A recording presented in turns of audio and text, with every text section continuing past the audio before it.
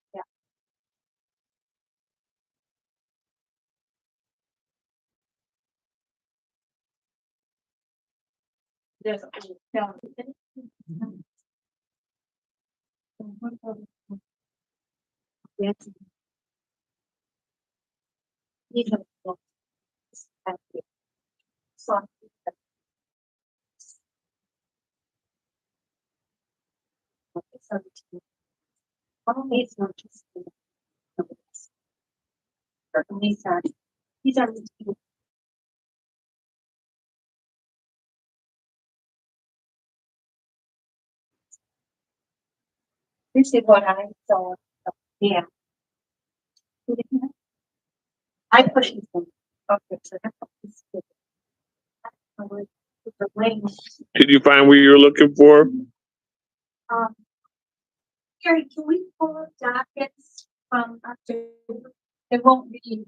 Chris knows how.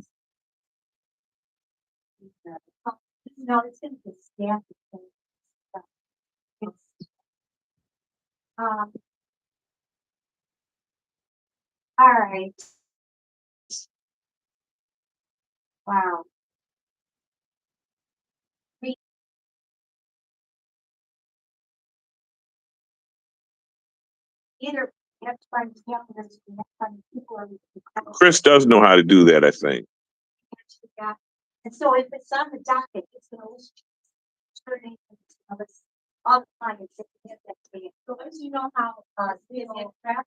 Yes, it should.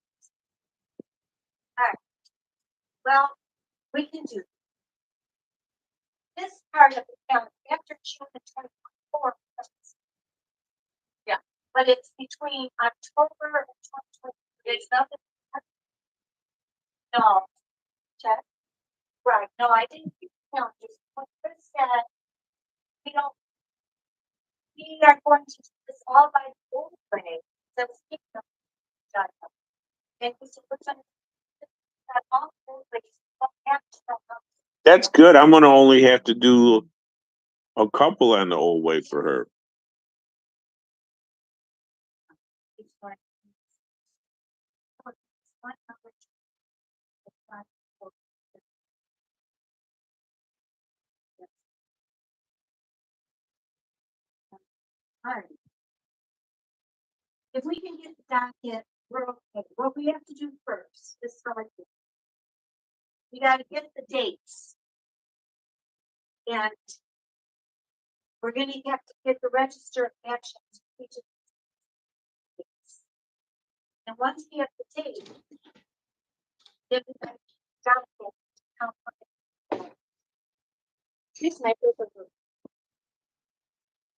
Good afternoon, EDC.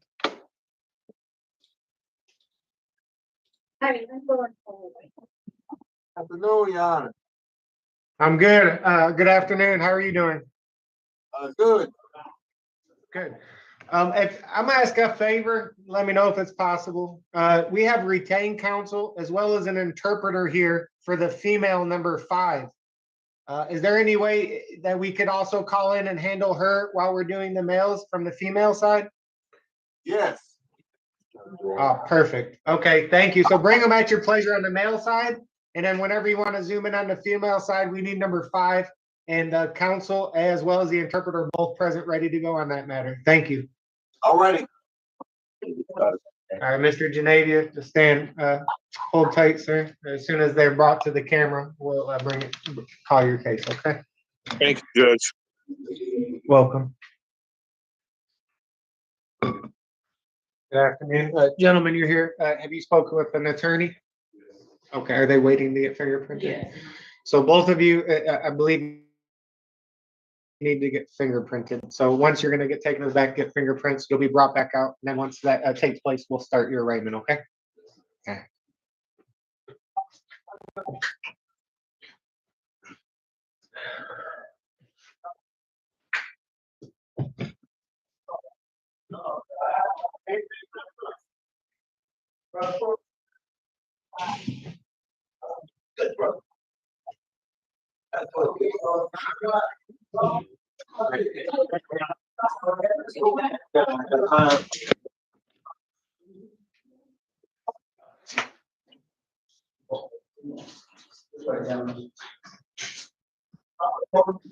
Good afternoon, sir. State your name, please.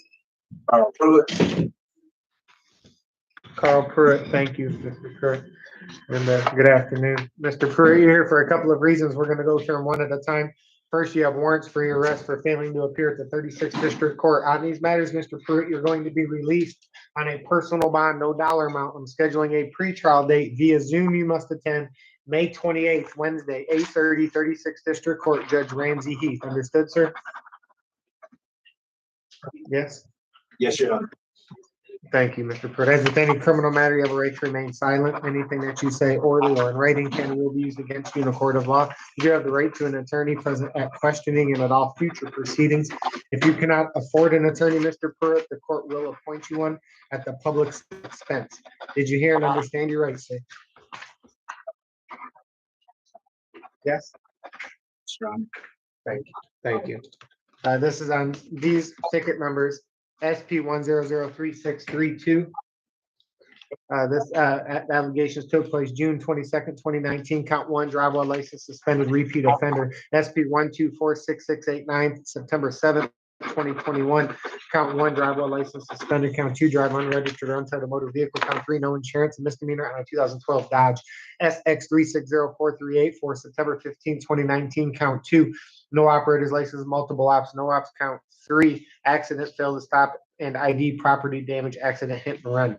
These are all misdemeanor allegations, Mr. Pruitt, that carry up to a $500 fine and or 93 days in jail as a maximum fine and penalty. Recall warrant set aside capious enter a not guilty plea on your behalf. As a reminder, pretrial via Zoom, Judge Ramsey Heath, May 28th at 8:30 a.m. Mr. Pruitt, state your full name again. You have an additional case. Pruitt. Thank you. And this is one moment. Good afternoon, Mr. Polk. How can I help you, sir? Good afternoon, Judge. I'm trying to see if Shirley Warwick made the list for this afternoon.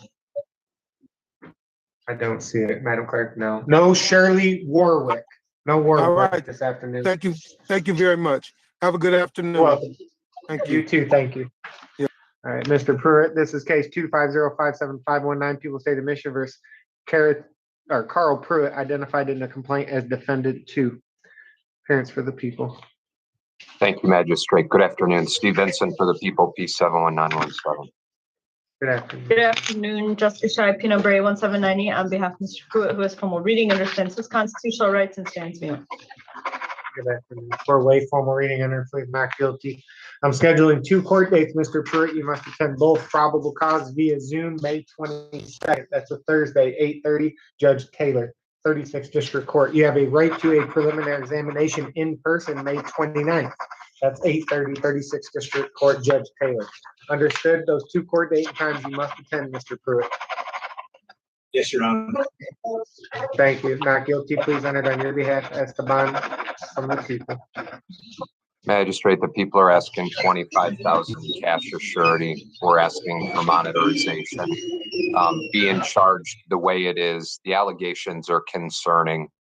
We have a defendant with a co-defendant who contributed into the assault of this individual.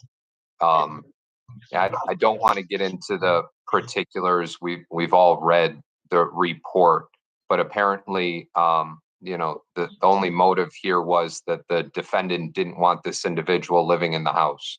And I see injuries here, including as a result of the allegation that this defendant strangled this individual, as well as the beating and the punching. I have injuries here of a fracture to the thyroid cartilage of this individual, which would corroborate the choking, bruising and swelling to her face and neck. I also have breathing issues that this woman ended up experiencing as a result of the assault, where she sought out care at the specialty, the ENT. So respectfully, Judge, the people find this defendant to be a danger. There's going to be a similar argument that's made for the co-defendant. They're either brother and sister or cousins. And this individual the complaining witness was the caretaker for, how I see it, as the grandmother who had permission to live in that house. But apparently this defendant and the co-defendant had other ideas of how to take care of that issue. So respectfully, we're asking for the cash. We're also asking for monitorization. Yeah, history, I'm sure you would have told me. You know what? I have a 14 disorderly. I have a bunch of misdemeanor drugs. Nothing assaultive.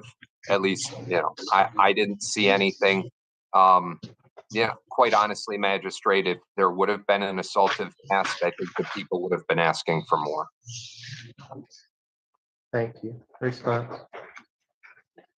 Your Honor, my client maintains his innocence. He is 30 years old. He is presumed innocent unless proven guilty beyond a reasonable doubt. He has nothing assaultive on his record, as the court just heard. This incident allegedly is from April 25th, 2025, and he was arrested at home this morning. So they know where to find him. He's not at flight risk. There's no capious history. And in the about 20 days that have passed, we're not aware of any incidents between my client and the complaining witness, even without a court order.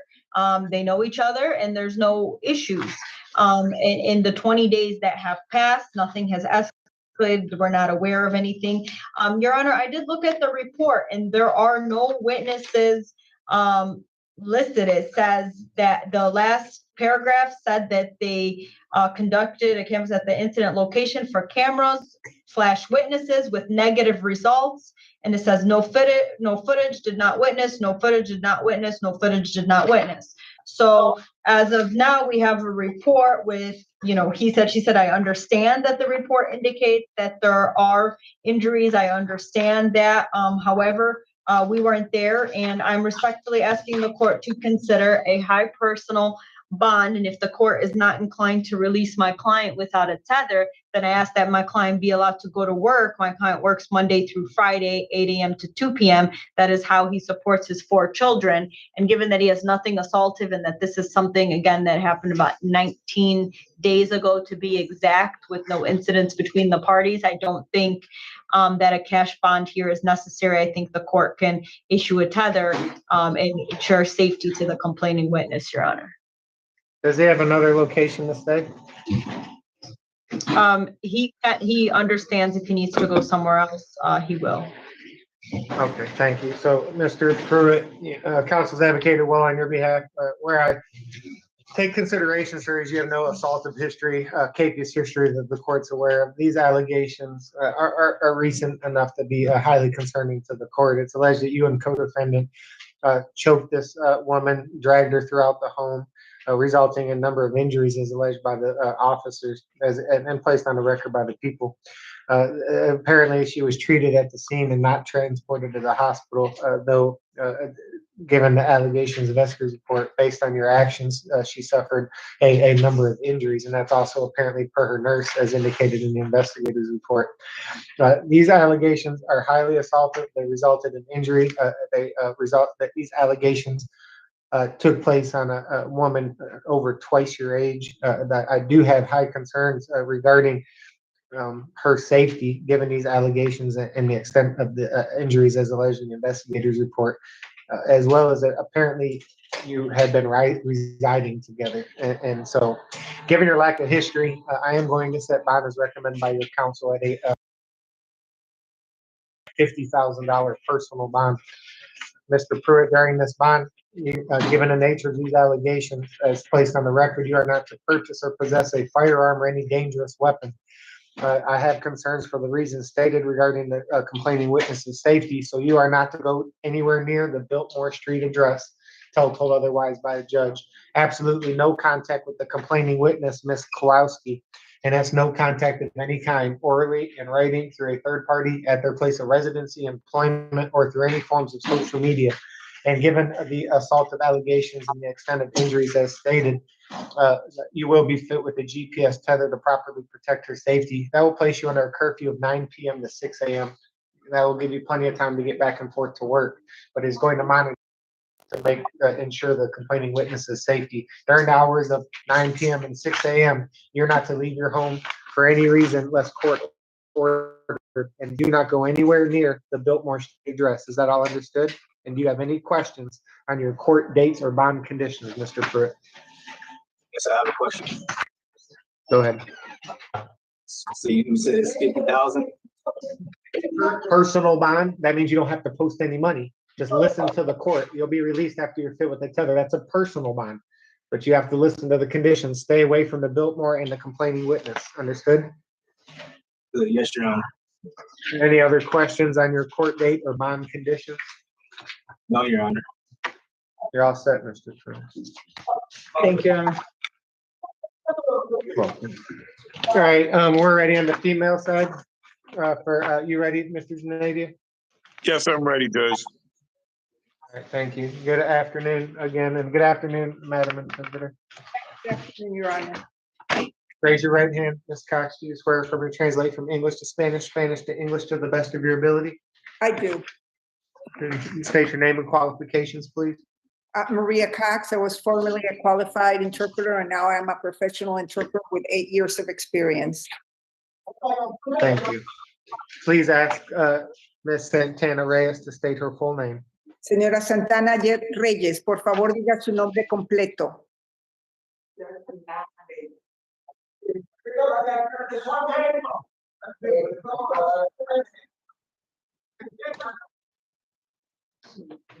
Try again. Por favor, diga su nombre por favor, diga su nombre por completo otra vez, no se escuchó bien.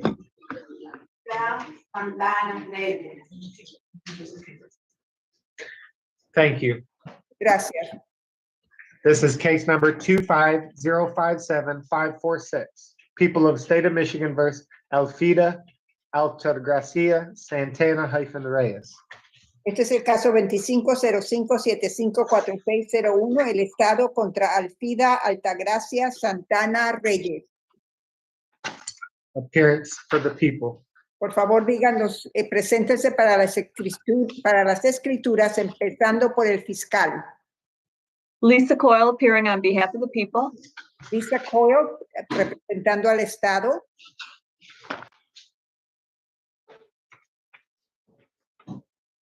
Mr. Junadia, appearance. Good afternoon, Your Honor. Gary Junadia, P47999, on behalf of Ms. Santana Reyes.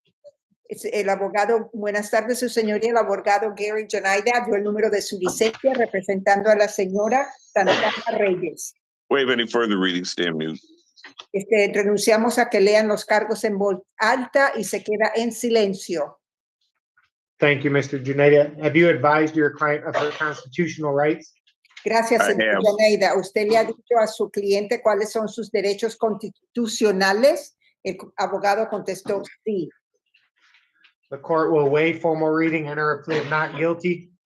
La corte no va a leer los cargos en voz alta y va a entrar una declaración de no culpable. I'm scheduling 2 court dates. You must attend both of them.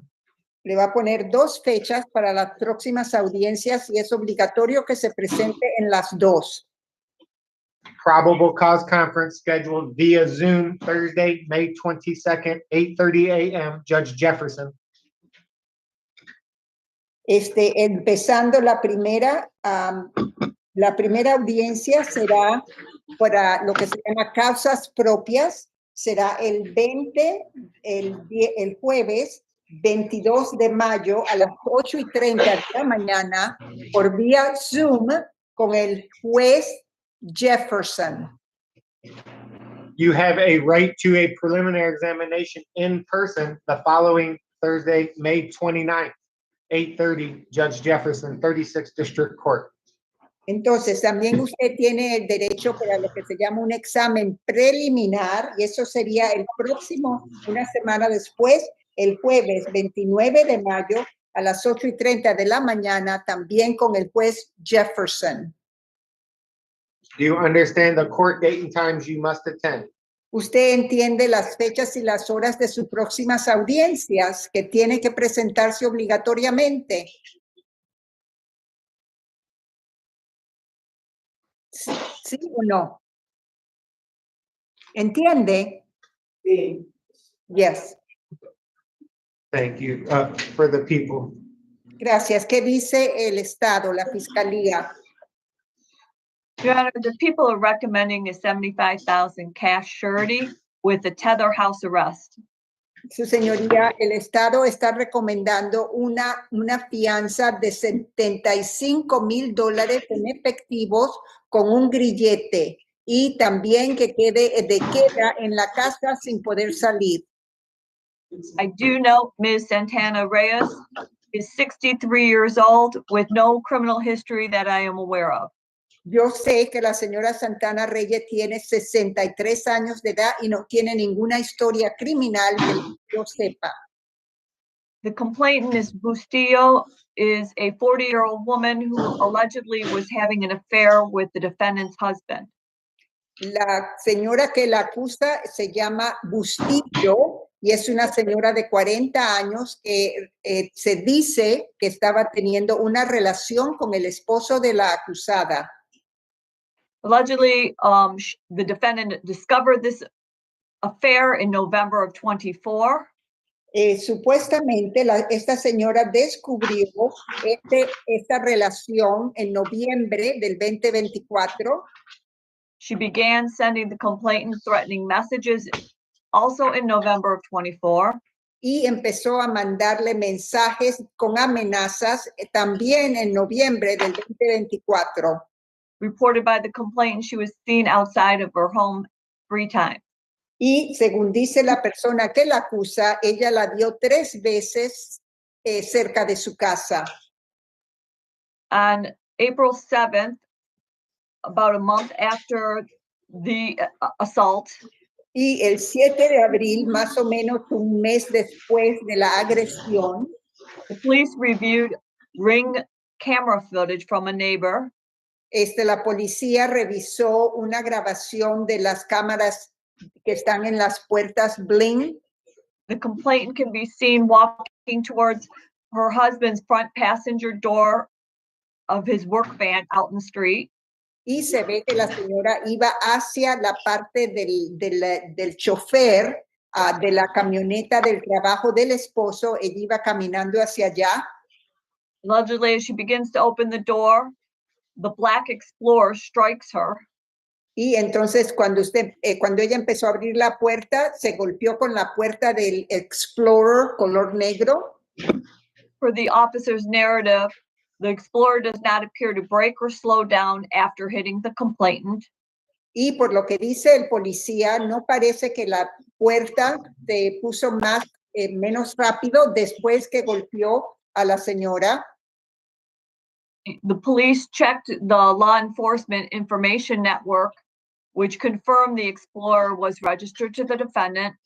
Y la policía revisó y dice en los records que este carro negro Explorer le pertenecía a la persona que lo acusa, a la víctima. As a result of the defendant striking the complainant, Y como entonces, como resultado de que usted, la señora acusada, golpeara a la víctima, a la señora que lo acusa, the complainant suffered pelvic fractures and contusions. a esa persona le resultaron, se quebró en los huesos del pelvis. It appears that the defendant purposely struck the complainant Y parece que ella la golpeó pues a propósito, and that as a result, she is a danger to the complainant y por eso ella es un peligro para la víctima o la señora que la acusa. and for those reasons, based on prior threats and being struck by a motor vehicle, Y entonces, por ese motivo, no solamente por las amenazas, sino que también la atropelló con un vehículo, the people believe a cash bond is appropriate, el Estado dice que una fianza en efectivo es apropiado and a tether to ensure the complainant's safety. Thank y you. también un grillete para asegurar que la víctima o la persona que lo acusa se mantenga segura. Mr. Janadia, response. Señor Yes, Janelia, Judge. ¿cómo contesta usted, señor Janelia? At this point in time, I'd ask the court again to consider that my client is presumed innocent of these alleged facts. She has been a resident of the Detroit area for 10 years.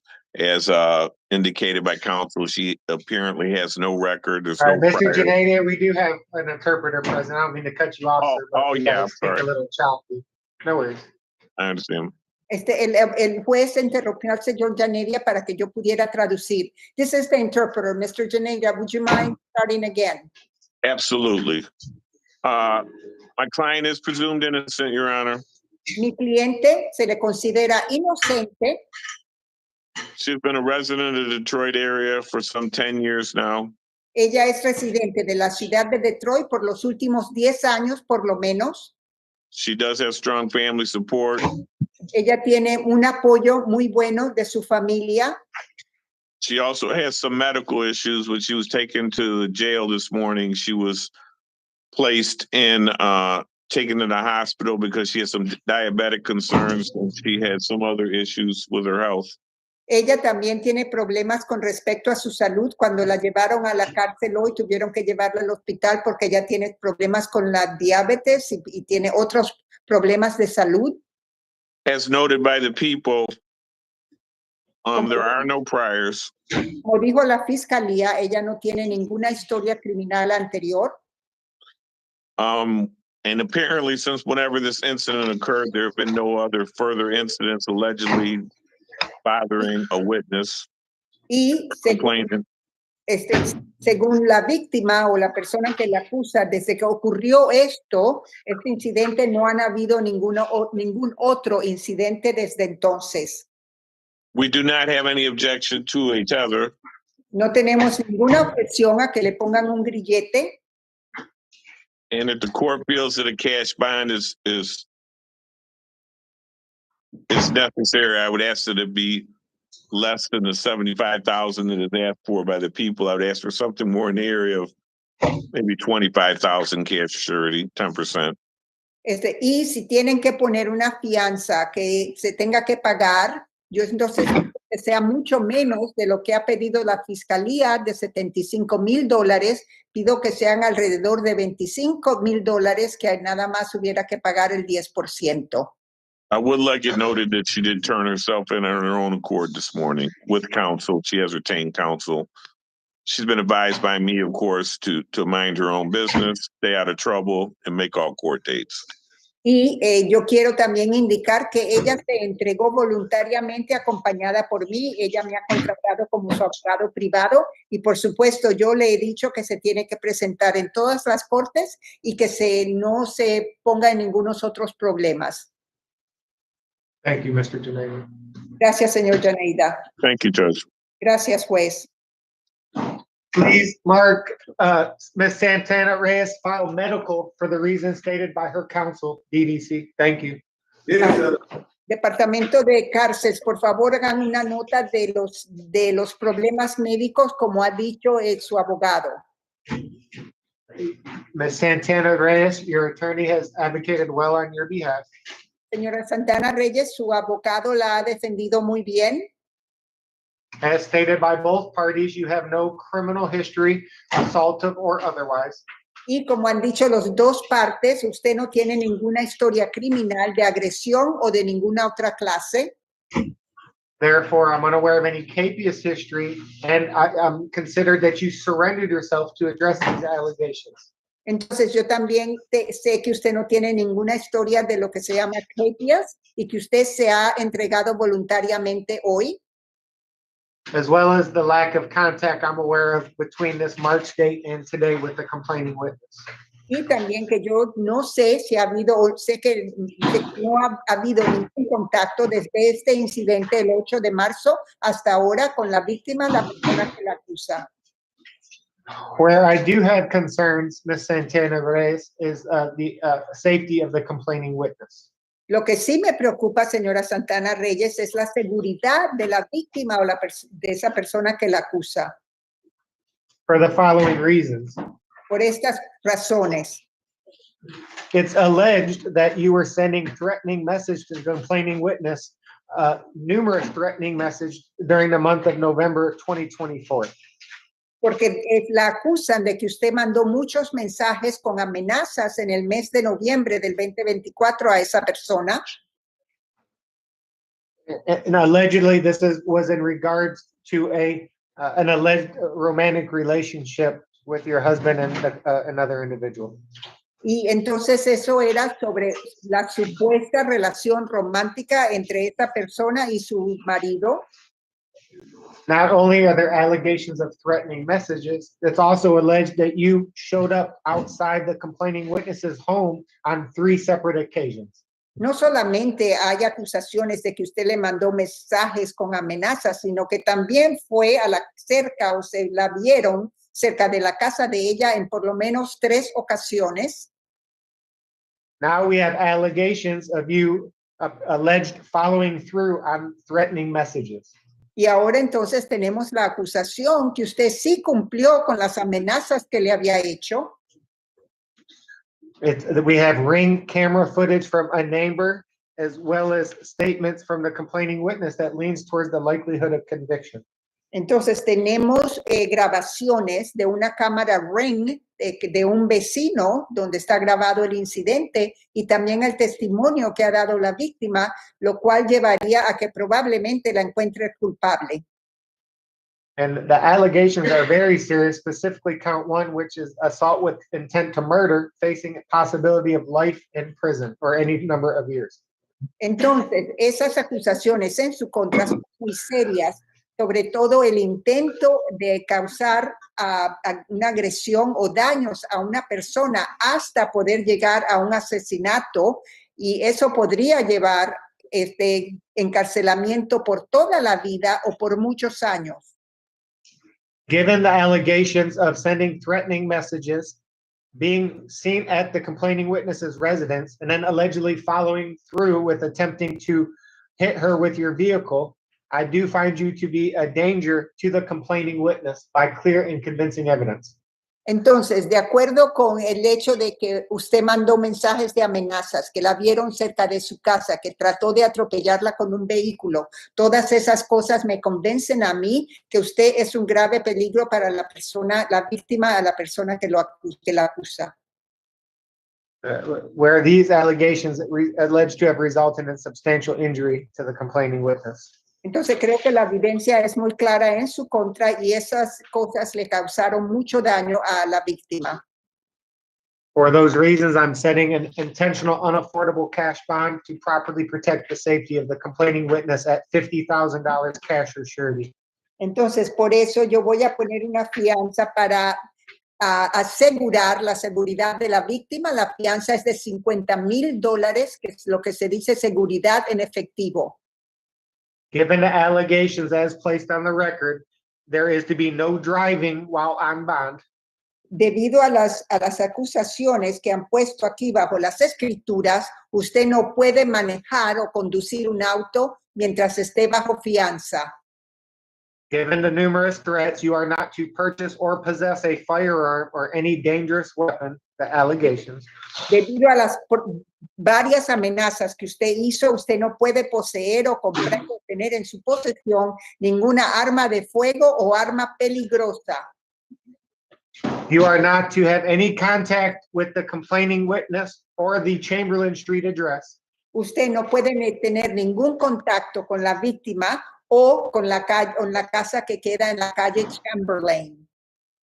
No contact with Miss Bustillo means no contact of any kind. No, que no tenga contacto con la señora Bustillo significa no puede tener ninguna clase de contacto. No contact orally in writing through a third party. No puede tener contacto oral por escrito o a través de una tercera persona. At her place of residency, employment, or through any forms of social media. En el lugar donde ella trabaja, donde ella vive o a través de ninguna redes sociales. Given the allegations of numerous threats that were alleged to have followed through with this assaultive allegation, you will be fit with a GPS tether prior to being released. Antes de que la dejen salir por el hecho de que usted hizo muchas amenazas y cumplió las amenazas, le van a poner un grillete que tenga GPS antes de que quede libre. That will place you under a curfew of 9 p.m. to 6 a.m. Y va a tener una orden de queda de las 9 de la noche a las 6 de la mañana, no puede salir de su casa.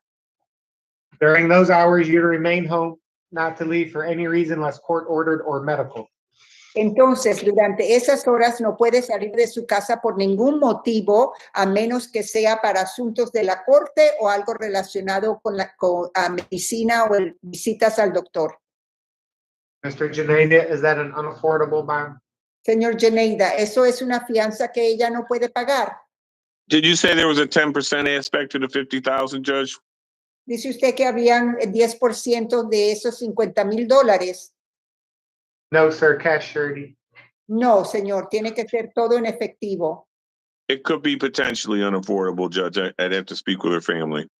Tendría que hablar con su familia. Podría ser que ella no puede pagar eso. To err on the side of caution, Mr. Janeda, I'm going to schedule an unaffordable bond redetermination hearing. Entonces, a vista de eso, le voy a dar otra audiencia que se llama una audiencia de fianza porque no la puede pagar. Le voy a dar una cita para eso. That will be scheduled 2 days from today, May 9 a.m. via Zoom, Chief Judge McConico. Entonces, esa audiencia será por Zoom dentro de 2 días, el 15 de mayo a las 9 de la mañana con el juez McConico. If you're unable to post bond, Ms. Santana Reyes, you will see the chief judge or someone in his stead in 2 days with counsel present and have an opportunity to re-argue bond. Entonces, señoras Reyes, si usted no puede pagar esos $50,000 de fianza, en 2 días usted va a tener una audiencia con el juez McConico, con su abogado, para poder pedir otra vez que le bajen la fianza. If you're able to post bond, you do not need to attend the 15th date. Always need to attend May 22nd and May 29th. Entonces, si usted sí puede pagar la fianza, no se tiene que presentar el 15 de mayo, pero es obligatorio que se presente el 22 y el 29. Mr. Janeda, any questions on court date or bond conditions? Señor Geneida, No. ¿tiene alguna pregunta sobre las fechas de las audiencias o las condiciones de la fianza? No, Your Honor. No, su honoría. Good luck to you both. Good to see you, Mr. Janeda. Thank you, you as well, Judge. Buena suerte a los dos. Gusto en verlo otra vez, señor Geneida. Your Honor, are we going to continue on the female side? We are ready, or whatever the court prefers, but we are ready on the female. Okay, Ready DDC, on how would everybody. you prefer? DDC, how would you prefer? Yes, Your Honor, we can continue with the female. If that's what you'd like, okay, we'll continue. All right, well, And I we're believe the also- walk-ins are ready as well. Yeah, and we're also ready on all the walk-ins whenever the court. Okay, we'll try to squeeze those in. As they bring people. Do we have Green? Miss Green, come on up. Over the podium, please. Good afternoon, how are you? Well, thank you for asking. State your full name.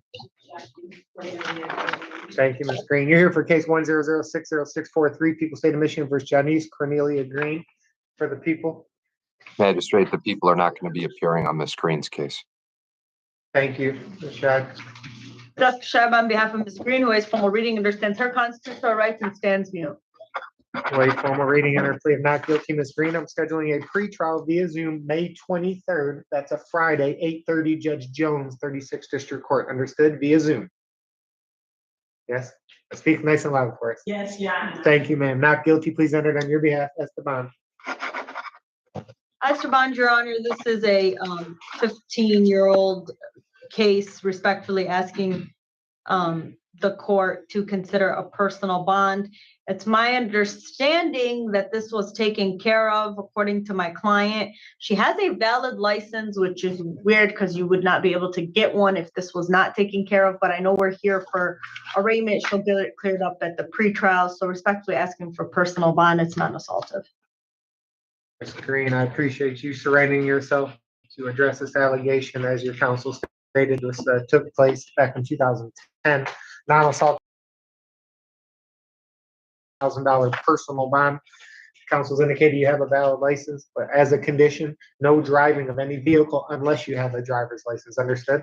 Do you have any questions on your court dates or bond conditions? No, sir. Okay, the officer behind you will direct you from this point. Just have a seat. We'll get you some paperwork. Have a good. Okay, you ready? Yeah, Thank you. can I have that court date one more time? I'm sorry. May 23rd, Friday, Judge Jones at 8:30 via Zoom. You're welcome. UDC, state your name.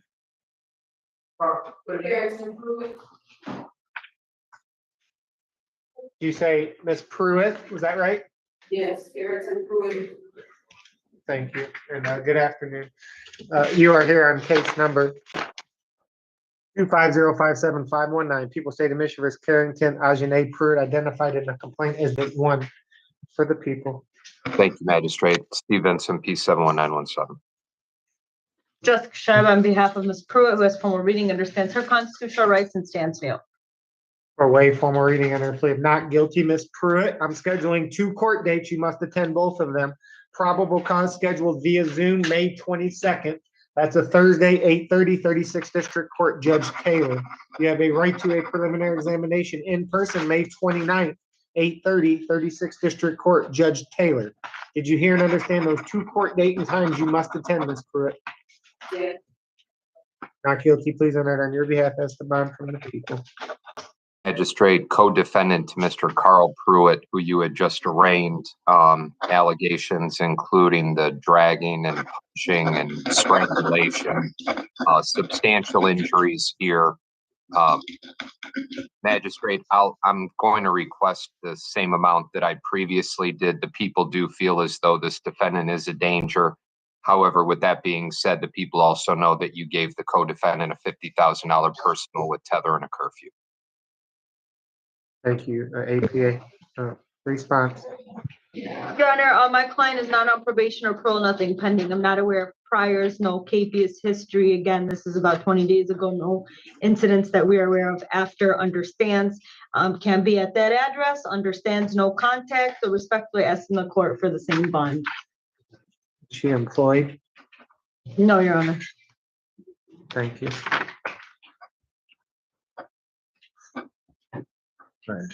Ms. Pruitt, these are extremely concerning assaultive allegations resulting in injury. And as alleged in the investigators report, you and a co-defendant allegedly assaulted this woman, roughly twice your age, where you, co-defendant, in concert apparently dragged this woman outside the house, choked the co-defendant, choked her.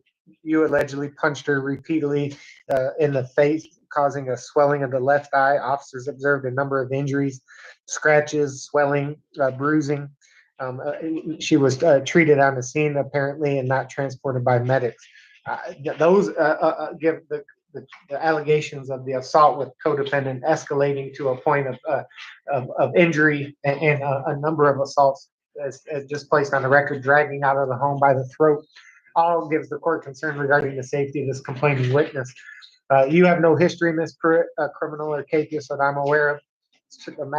You have a misdemeanor allegation here and a 10-year felony, which are highly assaultive as stated on the record. And given your lack of history, I'm going to set bond as with the co-defendant and given the same concerns regarding the safety of the complaining witness. Bond is $50,000 personal bond. During this bond, Ms. Pruitt, you are not to purchase or possess a firearm or any dangerous weapon, no weapons. You're not to go anywhere near the Biltmore Street address. And absolutely no contact with the complaining witness, Ms. Kowalski. That's no contact of any kind, orally, in writing, through a third party at her place of residency, employment, or through any forms of social media. No contact. And to ensure her safety, the complaining witness safety, given the substantial amount of assaultive allegations in this incident as placed on the record, you are going to be fit with the GPS tether with a curfew of 9 p.m. to 6 a.m. During those hours, you are to remain in your home, not to leave for any reason unless court ordered or medical, and nowhere near the Biltmore Street address or the complaining witness, Ms. Kowalski. Do you have any questions on your court dates or bond conditions? Any questions, Ms. Pruitt, on your court dates or your bond conditions? You said I can't go to Biltmore? No, ma'am. That's where the complaining witness resides, and so until told otherwise, given these allegations of assault, strangulate, or a number of allegations of assault with complaint and injuries, I do not want you anywhere near the complaining witness until told otherwise.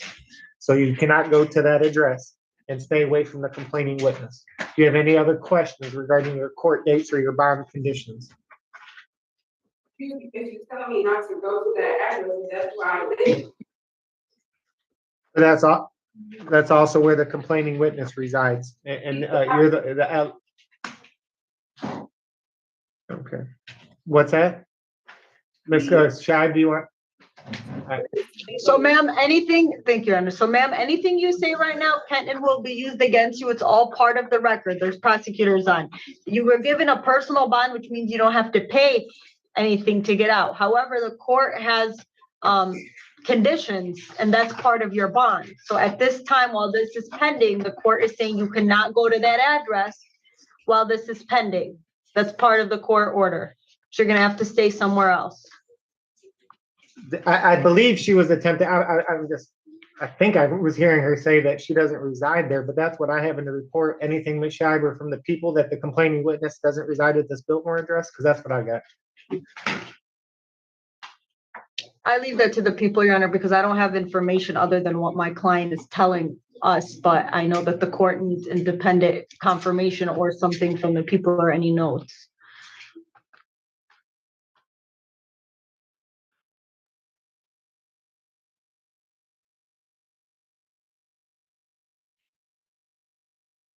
I don't have anything. Okay, so we're going to leave the conditions as stated for the reasons placed on the record. Ms. Pruitt, any other questions on your court dates or bond conditions? All right, good luck. Ms. Shive, anything further on that then? Nothing further, thank you.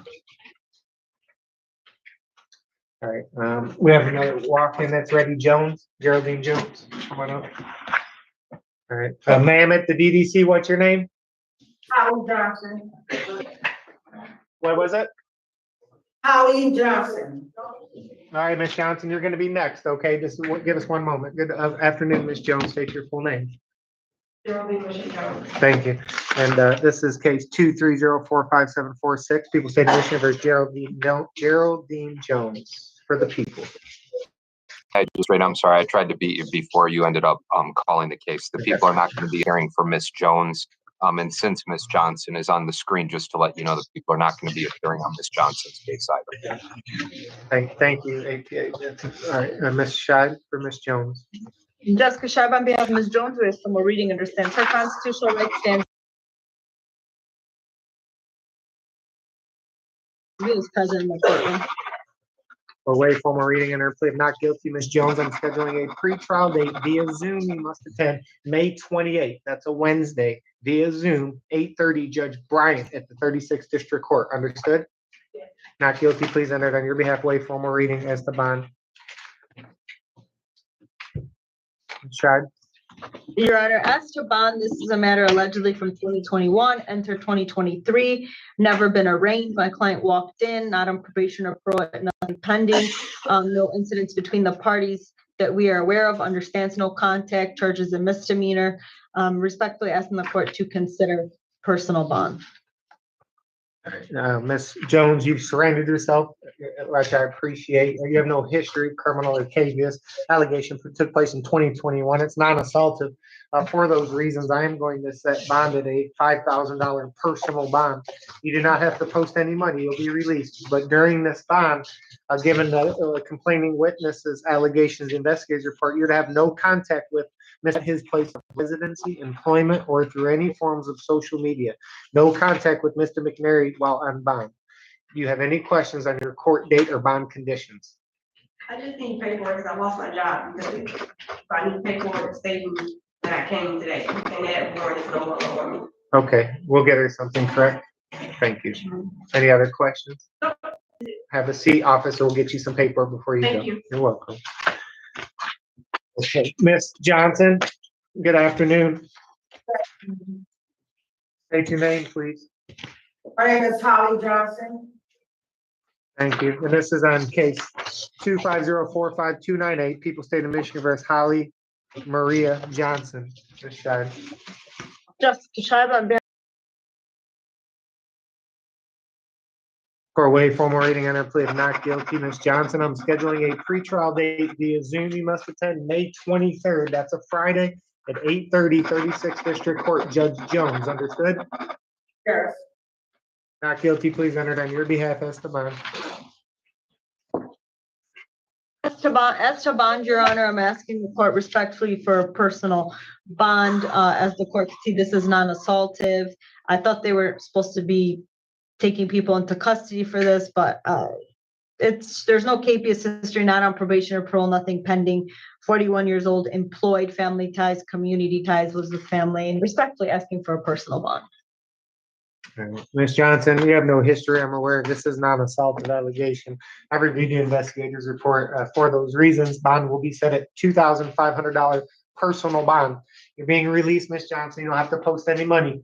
During this bond, there's no driving of any vehicle unless you have a valid driver's license. That's given the allegation that you were driving at this point in time, not only on suspended revoked license, but also without insurance. An allegation, but as a condition of bond for those reasons, no driving unless you have a valid driver's license. Understood? Yes, Your Honor. Do you have any questions, Ms. Johnson, on your court date or your bond conditions? You're all set. Good luck.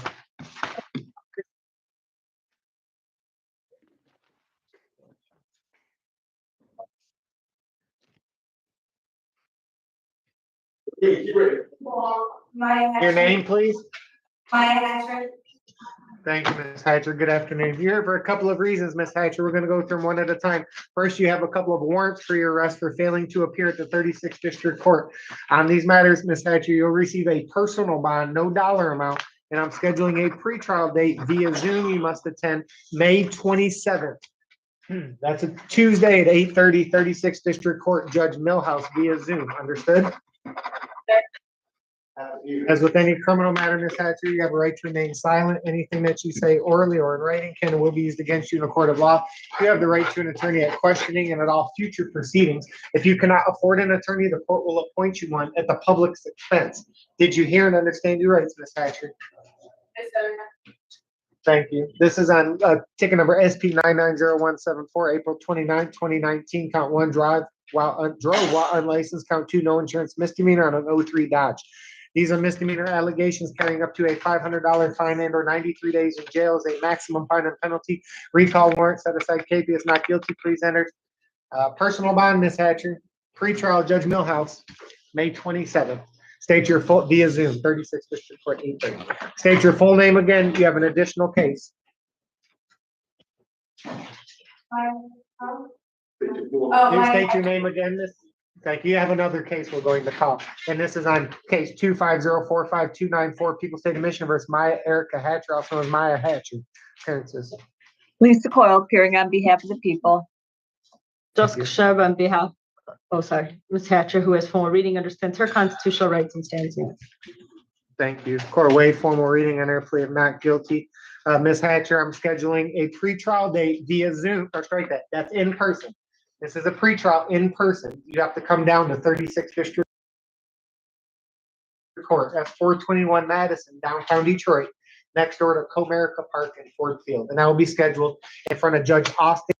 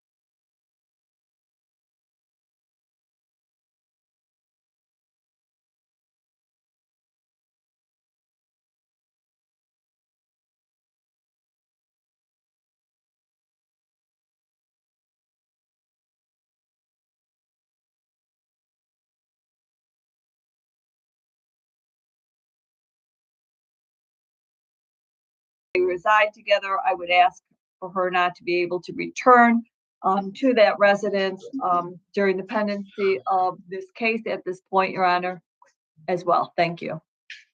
Thank you. Thank you. Close response, Ms. Shedd.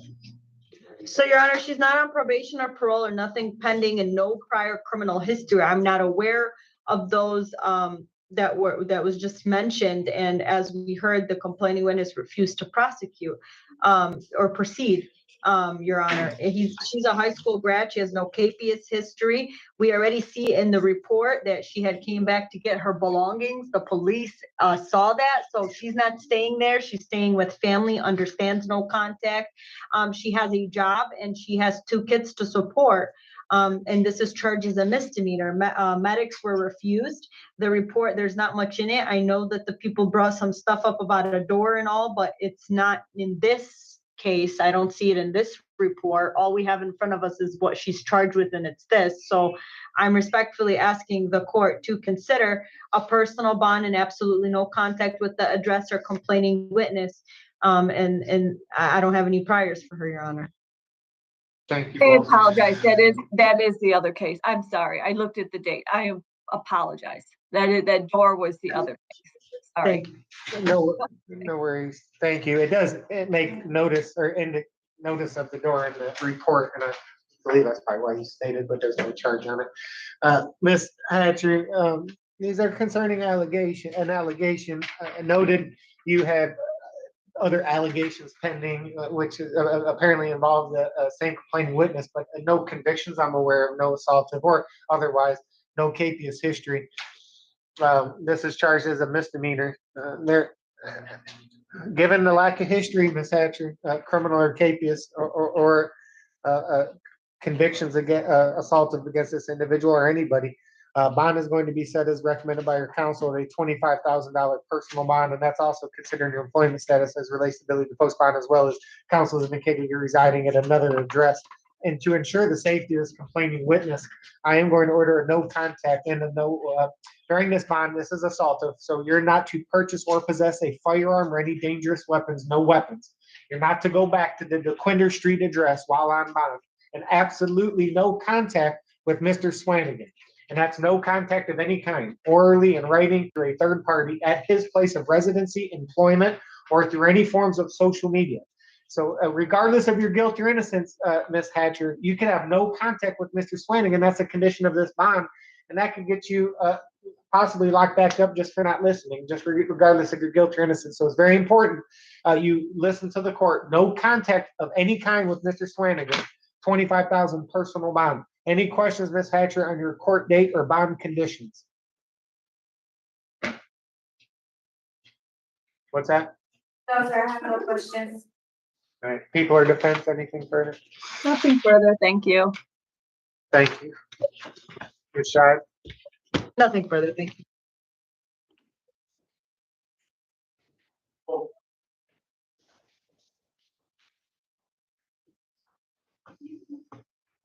Lieutenant, we have two more, then you'll be next, okay? Good, afternoon. If you could take your hoodie off your head, please. Thank you. And state your name. Elsa Pratt.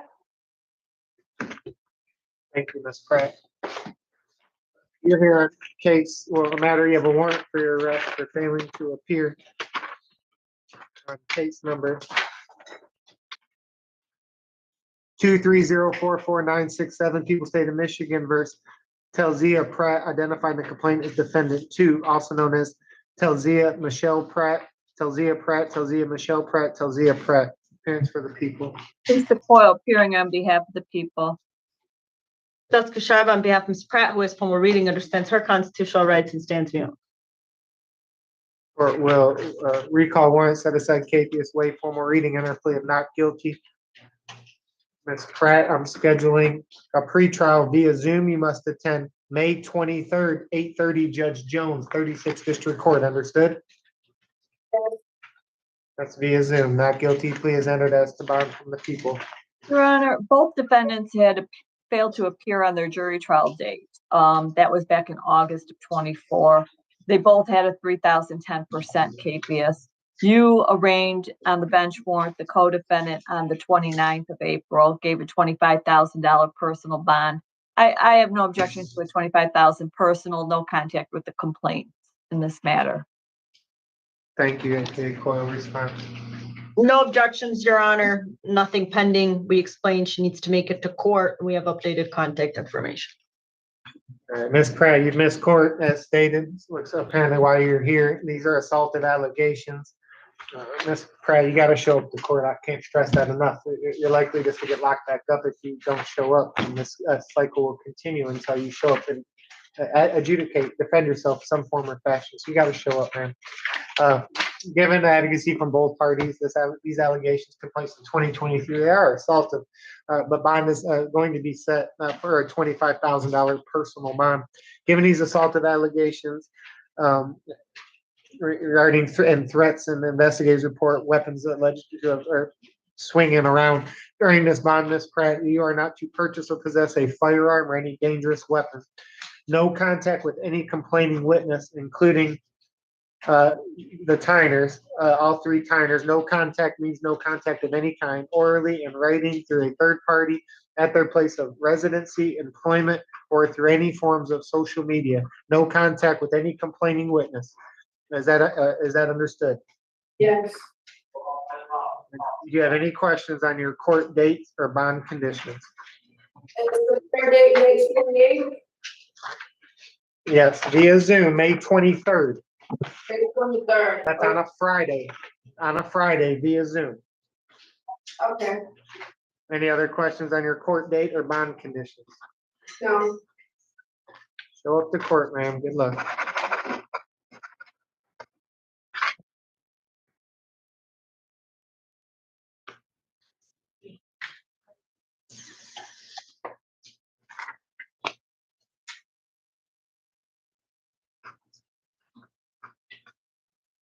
Your name, ma'am? Barney Steele. Thank you. One moment, please.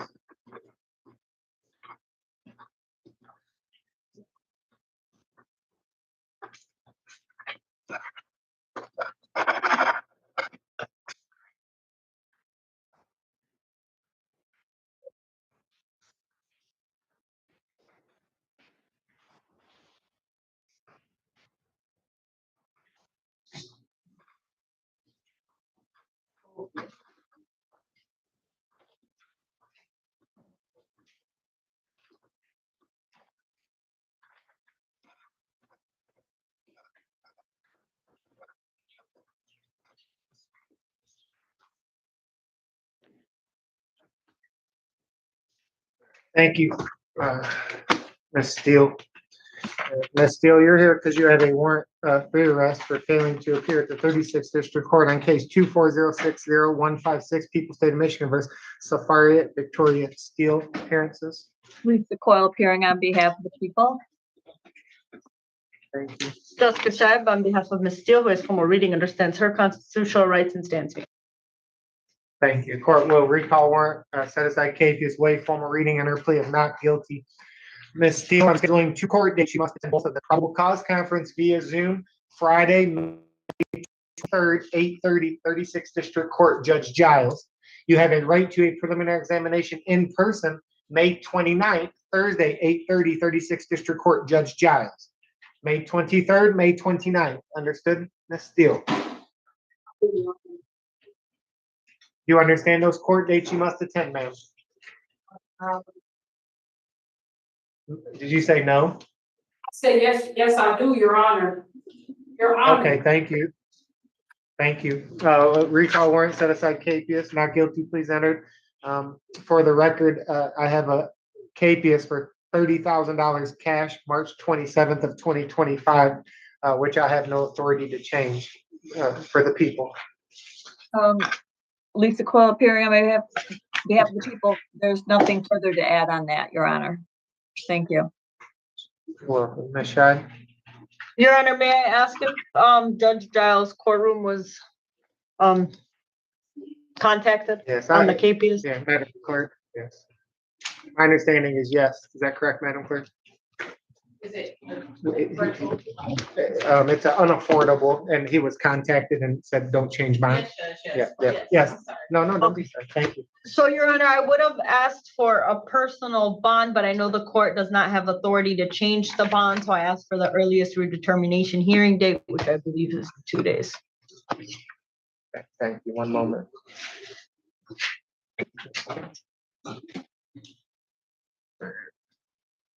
These are very serious assault of allegations. We have allegations of child abuse, kidnapping, custodial interference, and resisting. I have no authority to change the cash bond that's set by the judge for your failure to appear, so that will be continued at a $30,000 cash. During this bond, for the given the nature of these assaultive allegations, to properly protect the safety of the complaining witnesses, you are not to purchase or possess a firearm or any dangerous weapon. No contact with the place of the offense, the Glendale Street in the city of Detroit, or any complaining witness. No contact, it means no contact of any kind, orally in writing through a third party at their place of residency, employment, or through any forms of social media. And you said that's unaffordable, correct, Ms. Shah? So, based on your counsel's Ms. Steele, based on your counsel's representation, I'm scheduling an unaffordable bond redetermination hearing 2 days from today in front of Chief Judge McConaughey or someone in his stead, May 15th, 9 a.m. via Zoom. If you're unable to post that bond, you'll see the Chief Judge or someone in his stead with defense counsel present and have an opportunity to re-argue bond at that point if you're unable to post. Do you have any questions on your court dates or bond conditions, Ms. Steele? Oh, you said my next court date is May 15th, correct? That's correct. And you'll, if you're still incarcerated and not able to post, you'll see the chief judge with defense counsel present or some judge in his stead, and I have another opportunity to re-argue bond at that point. Okay, thank you. Thank you. Thank you. You're welcome, Ms. Steele. Good luck, ma'am. We'll meet you on the mail side. Yes, Your Honor. Thank you. Okay. Are you? Yeah.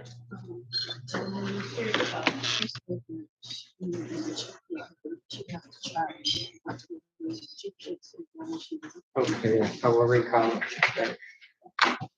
You're welcome. State your full name, sir. Tenant. Thank you, Mr. Tennant. Are you a junior or senior? Senior. Senior, okay. So you're here for a couple of reasons.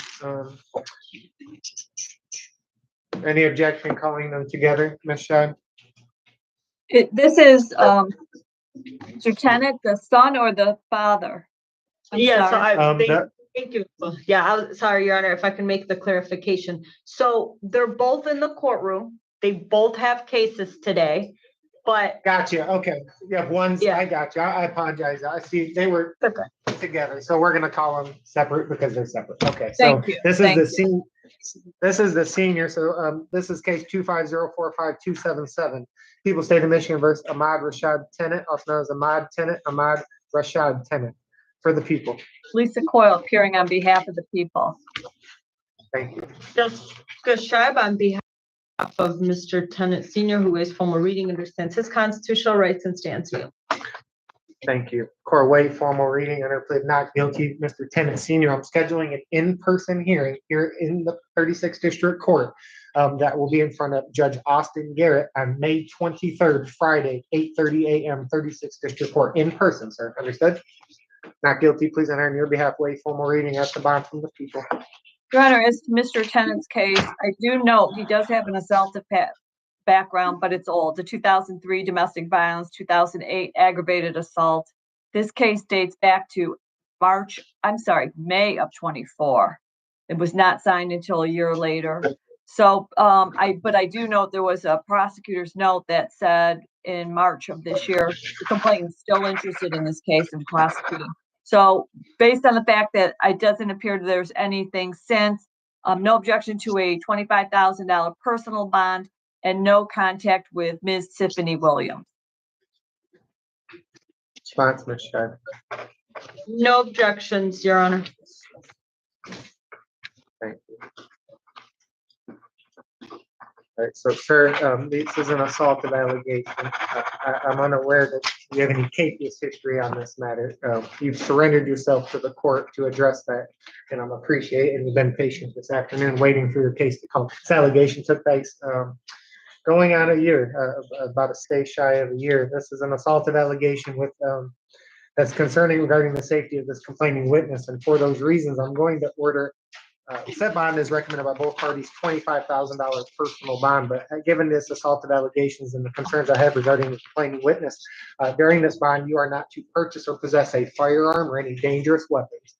Do not go to the area or premises of the First Street in Detroit, and no contact with the complaining witness, Ms. Williams. And that's no contact of any kind, orally and writing, through a third party at her place of residency, employment, or through any forms of social media. While on bond, no contact with Ms. Williams. Is that clear? Sir, do you? Excuse me, can you clarify when you said First Street, like, are you saying like High Street? What's that? First Street is like, you saying like First Street downtown First? No, it's called First Street. Okay. Yeah, that's a street that in the city of Detroit. Yeah, so just stay away from that area premises. It sounds like you don't go near there anyway. So, any other questions? Officer will direct you from this point. Just have a seat. We'll get you some paperwork. Anything further from the people or defense on that matter? Nothing further. Thank you. Nothing further. Thank you. Thank you. Okay, so one moment, DDC. We have just sir, what's your name at the DDC? Chico Lemus. Myers. All right, Mr. Lemus, good afternoon, sir. Just one moment, please. We have one additional matter in court. And then when we finish that, we'll be back to the DDC for the remaining of the docket. Thank you for your patience and accommodations. Your name, please. Nice and loud again. Thank you, Mr. Kenneth. And you're a junior, correct? Good afternoon. You're here for case 242. Strike that 24045-621, People State of Michigan versus Ahmad Rashad Tennant Jr., identified in the complaint as defendant 2. Appearance for the people. Lisa Coyle appearing on behalf of the people. Jessica Scheib on behalf of Mr. Tennant Jr., who is formal reading, understands his constitutional rights and stands here. Thank you. Court waive formal reading and plea of not guilty. Mr. Tennant Jr. on this matter, I'm scheduling a pretrial date. They'll be via Zoom, not in person, on May 28th, 8:30, Judge Bryant, 36th District Court. It's the last Wednesday in May, understood? Thank you. Not guilty, please enter on your behalf, waive formal reading as the bond from the people. Your Honor, I do note this dated back to July 17th of last year. The co-defendant had received at the arraignment a $25,000 personal with the tether with the curfew. But also I noted on October 11th, 24, the complainant failed to appear and the case was dismissed. And for those reasons, I'm requesting a $10,000 personal and no contact with the complainants in this matter. No objections, Your Honor. All right, Mr. Tennant Junior, I'm unaware that you've ever been in trouble, criminal history or capious, no assaultive crimes. You've surrendered yourself, meaning that you've walked in to address this allegation, which I appreciate. And this allegation took place July 2024. Given the lack of history, you surrendering yourself, and as stated, the co-defendant count one apparently was, or defendant one was dismissed for the complaining witness failing to appear on or about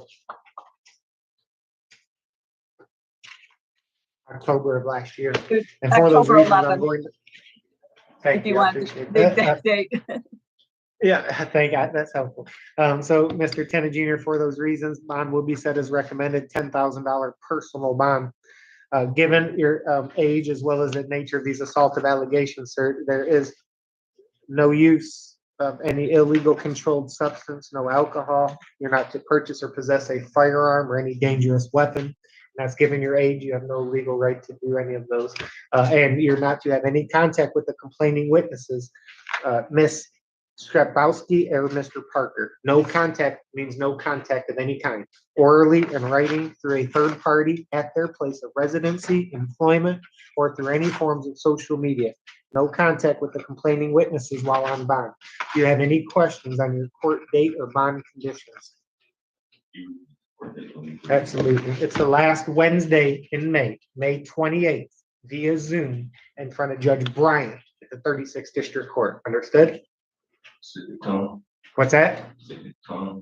8:30. No, not anytime. No, 8:30. All right. Any other questions? All right. Be on time and good luck, sir. You'll be directed from the officer from this point. Anything further from people in defense? Nothing further. Thank you. Thank you. All right, thank you, DDC. Appreciate y'all as always. We're ready at your pleasure. We'll call her, 1 second. In between these two cases. Ms. Scheid, after, we're gonna try to squeeze in, I don't know if you wanna talk or somebody talk with Ms. Jones, the walk-in. She wants her matter recalled. She's here in court. Okay, yeah, thank you. We'll talk to her. Thank you. Okay, I want you to, Ms. Jones, I want you to speak with your attorney before we go, okay? So they're gonna talk to you. Okay, your name again, please? Herman Chico Ramirez. Thank you, Mr. Ramirez, and good afternoon to you. Mr. Ramirez, you're here on case 1705846, People State of Michigan versus Ruben C. Lemus, Ruben Chico Lemus, Ruben Chico Ramirez Lemus. So it's an AG case, Ms. Scheid. Jessica Scheib on behalf of Mr. Lemus, who is former reading understands his constitutional rights and stands mute. Thank you, Cora Way, former reading under plea of not guilty. Mr. Lemus, I'm scheduling a probable cause conference in person on June the 4th, which is a Wednesday, 9 a.m. Third Circuit Court, Judge Edwards, in person. Understood, sir? Yes, sir.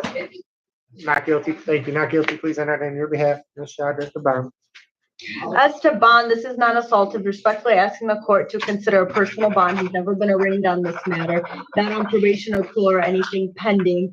Your Honor, I'm sure he'll get this taken care of. He turned himself in, so I don't believe there's a flight risk. And I am requesting permission for him to travel to Ohio. That's where he lives, Your Honor, and that's where he works. At the time, I believe there was an inability to pay, so I believe there's reasonable ground to deviate from the required statute. Does he works? Yes, Your Honor.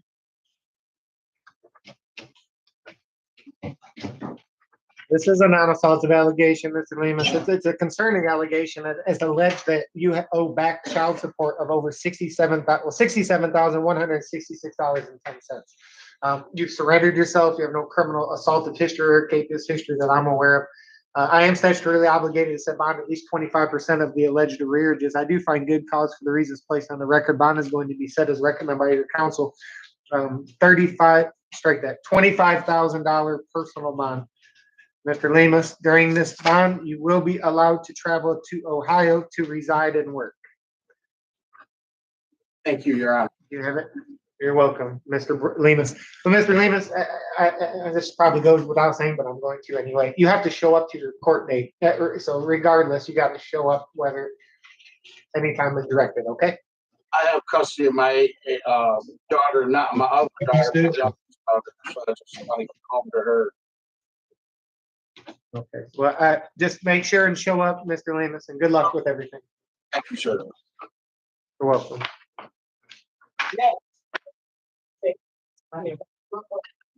One is state your name for the camera. Thank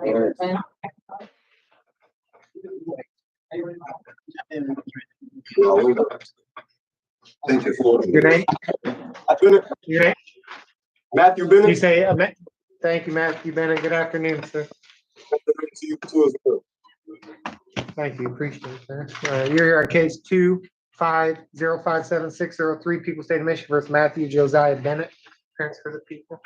Thank you, Magistrate. Good afternoon. Steve Vincent for the people. Justice Shive on behalf of Mr. Bennett, who is for more reading, understands his constitutional rights and stands mute. Thank you both. Court will waive formal reading and her plea of not guilty. Mr. Bennett, on scheduling 2 court dates, you must attend both of them. Probable cause via Zoom, May 20th, 8:30, 36th District Court, Judge Jacquet. You have a right to a preliminary examination in person, May 27th, 8:30, 36th District Court, Judge Jacquet. Did you hear and understand those 2 court date and times you must attend, Mr. Bennett? That again, one more time. May 20th via Zoom, that's a Tuesday. May 27th, the following Tuesday, that's in person, Judge Jacquet, 36th District Court at 8:30. Understood? Not guilty, please enter it on your behalf. That's the bond from the people.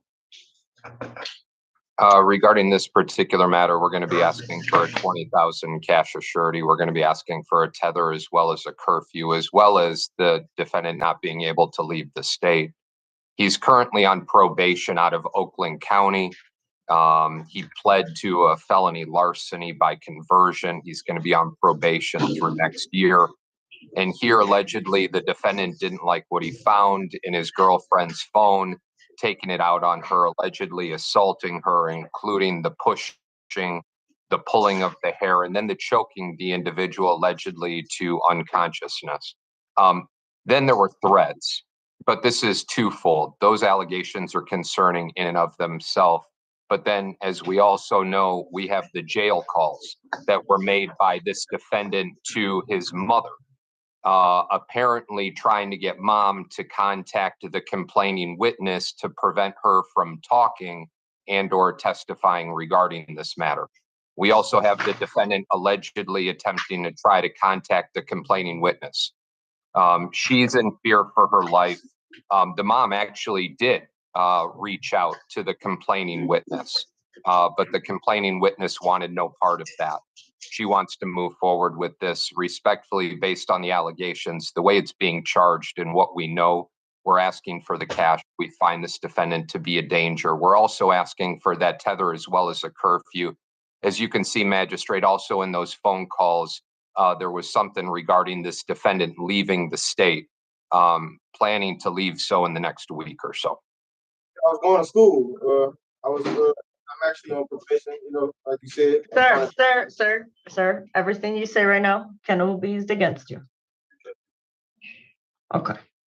So, I'm sorry. Go ahead. No, I'm done. Thank you. Okay, thank you. So, Your Honor, allegations presumed innocent unless proven guilty beyond a reasonable doubt. Lives with parents, lifelong resident. He is in college now in California. That's my understanding. His address that he gave is in California as well. We were going to request permission for him to be there for school. Well, I don't mean to cut you off, Ms. Shab. I just want clarification so we're on the same page.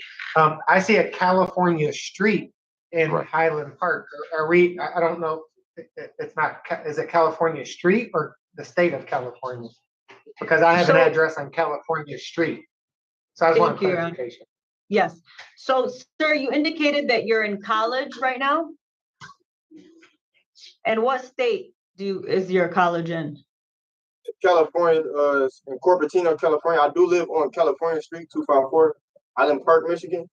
So, no, don't take that on record. So what we're trying to understand is you go online school or you have to be there?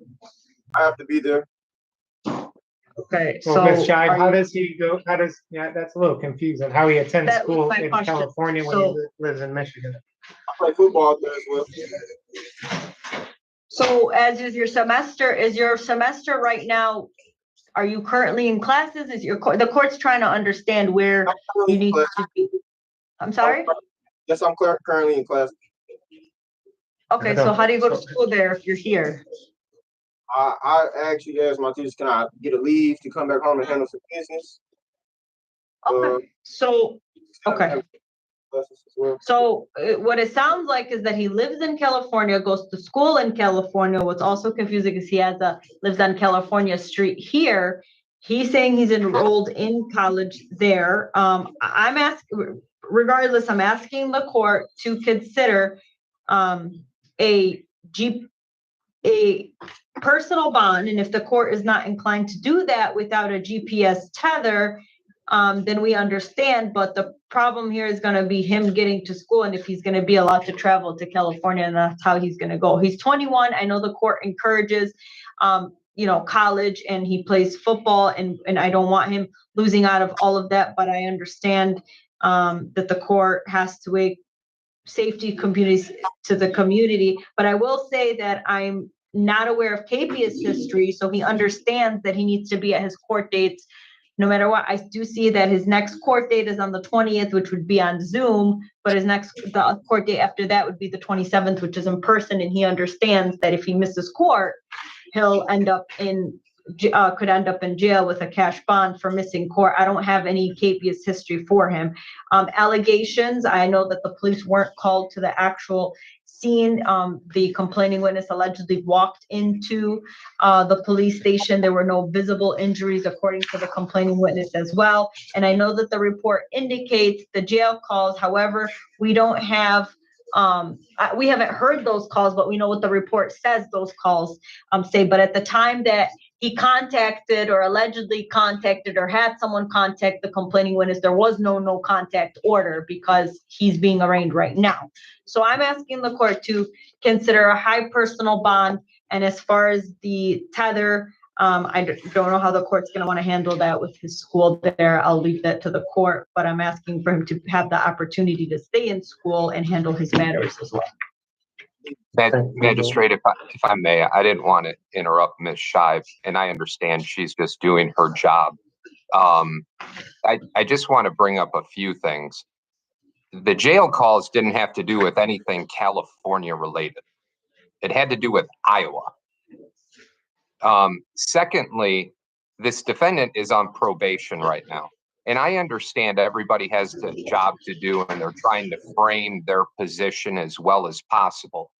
But when we talk about these allegations where an individual was allegedly choked out, or she was allegedly beat, while this defendant is on probation, and then we have that same individual who goes to the police department, but then subsequently has to go to the hospital.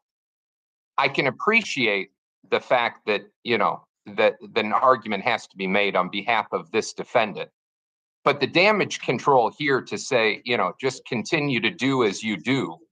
Go ahead, go to school. I don't see anything about school. I mean, I'll take, the word of whatever's being said right now. But I do want to reiterate, those jail calls were the defendant getting out of town to go to Iowa. School, I have kids in college. I don't know what's going on regarding school in the middle of summertime trying to get out of there, but I digress with but there's a lot going on here with the injuries, with the allegations, with the probation. I don't know if in this particular instance, and I understand giving people the benefit of the doubt here, maybe if he wasn't on probation, maybe if it was just pushing and not alleged choking, maybe if this complaining witness didn't go to the police immediately thereafter, possibly, but we're sticking, to our request here. I know when damage control is appropriate. I just don't know, at least in the people's eyes, if this is the most appropriate time to talk about damage control when we see these allegations. Thank you both. Anything else, Ms. Shine? Your Honor, all I could say is I can't, college is all year. I don't know what's going on in the situation. It's my understanding he's enrolled. The court heard him say it on the record. So, it's our job to say what he has, where he's living, where he needs permission to travel. And that's all, Your Honor. Thank you both. So Mr. Bennett, I appreciate and consider your advocacy from your counsel as well as information presented by yourself regarding any employment status as it relates to ability to post bond as well as school that you indicate you're attending out of state. And I wish you the best of luck with work and school, regardless. Mr. Bennett, where my concerns lie are a couple fold. First, you're on felony probation, and that's concerning regarding the bond, setting bond, that you're on felony probation and pick up allegations of this nature. And the allegations is what you've heard, that you pushed this young woman onto the floor and then pulled her hair, strangled her to a point, put both hands around her neck, strangled her until she blacked out. She states she fears for her life and was transported to the hospital reporting head pain. Then we have a likelihood of conviction is these phone calls that alleged you made from the jail that apparently were recorded. I'm not going to get into all of them. There's a lot of statements being made, but one of the allegation statements you made is, there ain't no bruises on her, but I did push her. You feel me? So there is a likelihood of conviction. We have statements alleged to have been made by yourself of assault on this young woman while on felony probation. And then we have no visible injuries. That must be pointed out as well. But the allegations is that you choked her with both points to a point that she blacked out. And again, I must point that this was out on felony probation.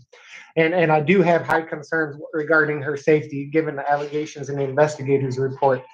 So for those reasons, given the likelihood of conviction, the probation status and the allegations of assault on this young woman, I'm going to say, I do find by clear and convincing evidence that you are a danger to Ms. Khan. And this is an allegation based on you accusing her of cheating, I believe. Then this alleged assault took place. For those reasons, I am finding you by clear and convincing evidence, being on the felony probation and picking up allegations of this nature to be a danger to Ms. Khan. Find a personal or nominal bond will not protect her safety, so I'm setting bond intentionally unaffordable in the amount of $10,000 cash or surety. During this bond, and given the assaulted allegations as stated, you are not to purchase or possess a firearm or any dangerous weapon. You're to have no contact with the Pine Green Street address in Detroit.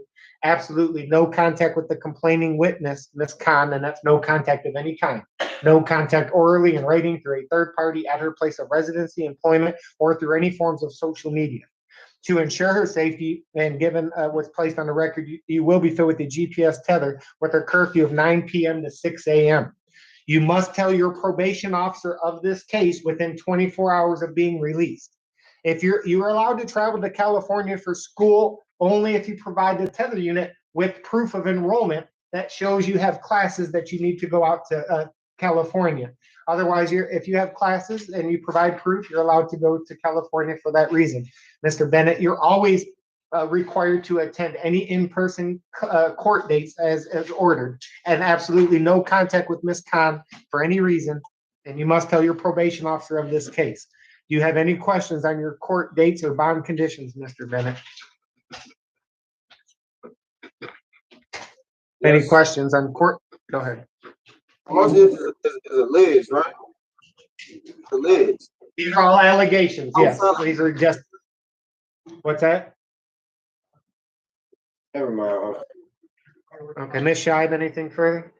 Nothing further. Thank Ms. APA Vincent? Thank you. Okay, and then this is unaffordable, Ms. Scheib? 1 second, Mr. Bennett. Yes, Your Honor.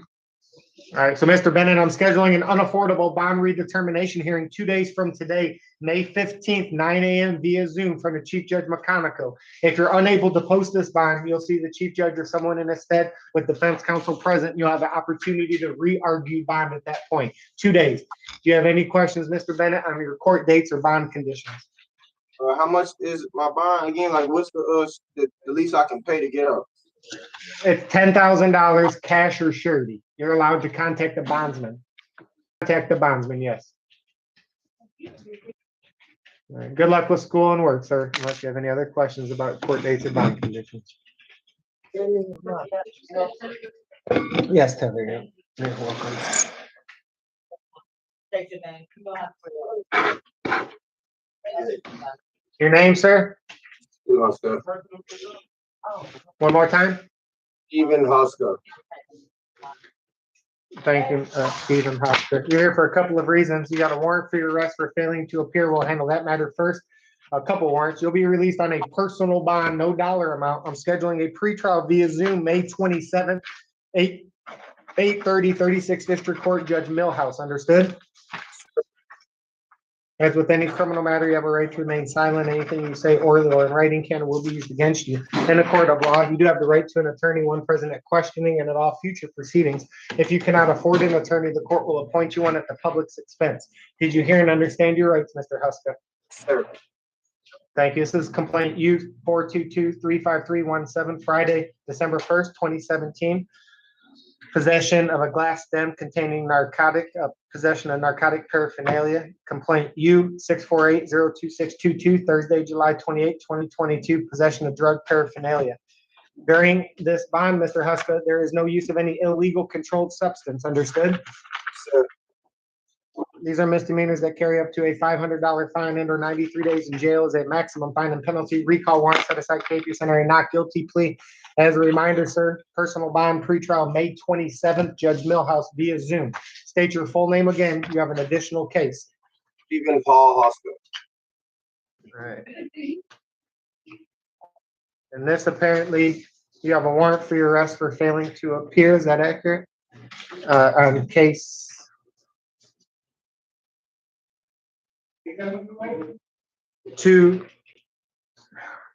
230600359, People State of Michigan versus Stephen Paul Huska, identified in the complaint as defendant 1. Appearances. Thank you, Magistrate Stevenson, P 71917. Thank you. Jessica Shag on behalf of Mr. Huska, who is formal reading understands his constitutional rights and stands mute. Court waive formal reading, recall warrant set aside KP Center, a not guilty plea. Mr. Huska, I'm scheduling 2 court dates. You must attend both. Probable cause via Zoom, Friday, May 23rd, 8:30, 36th District Court, Judge Giles. You have a right to a preliminary examination in person, May 30th, 8:30, Judge Giles. Understood? Sir.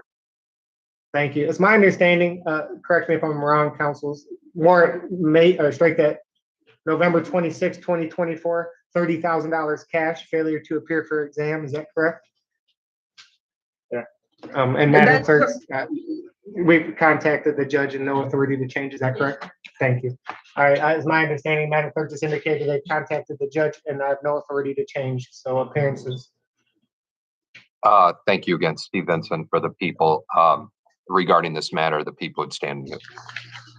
And Your Honor, my client indicates he was in rehab at the time. However, I know that the court does not have authority to change the bond. So again, we just ask for the earliest redetermination hearing date, which is in 2 days, I believe. Thank you.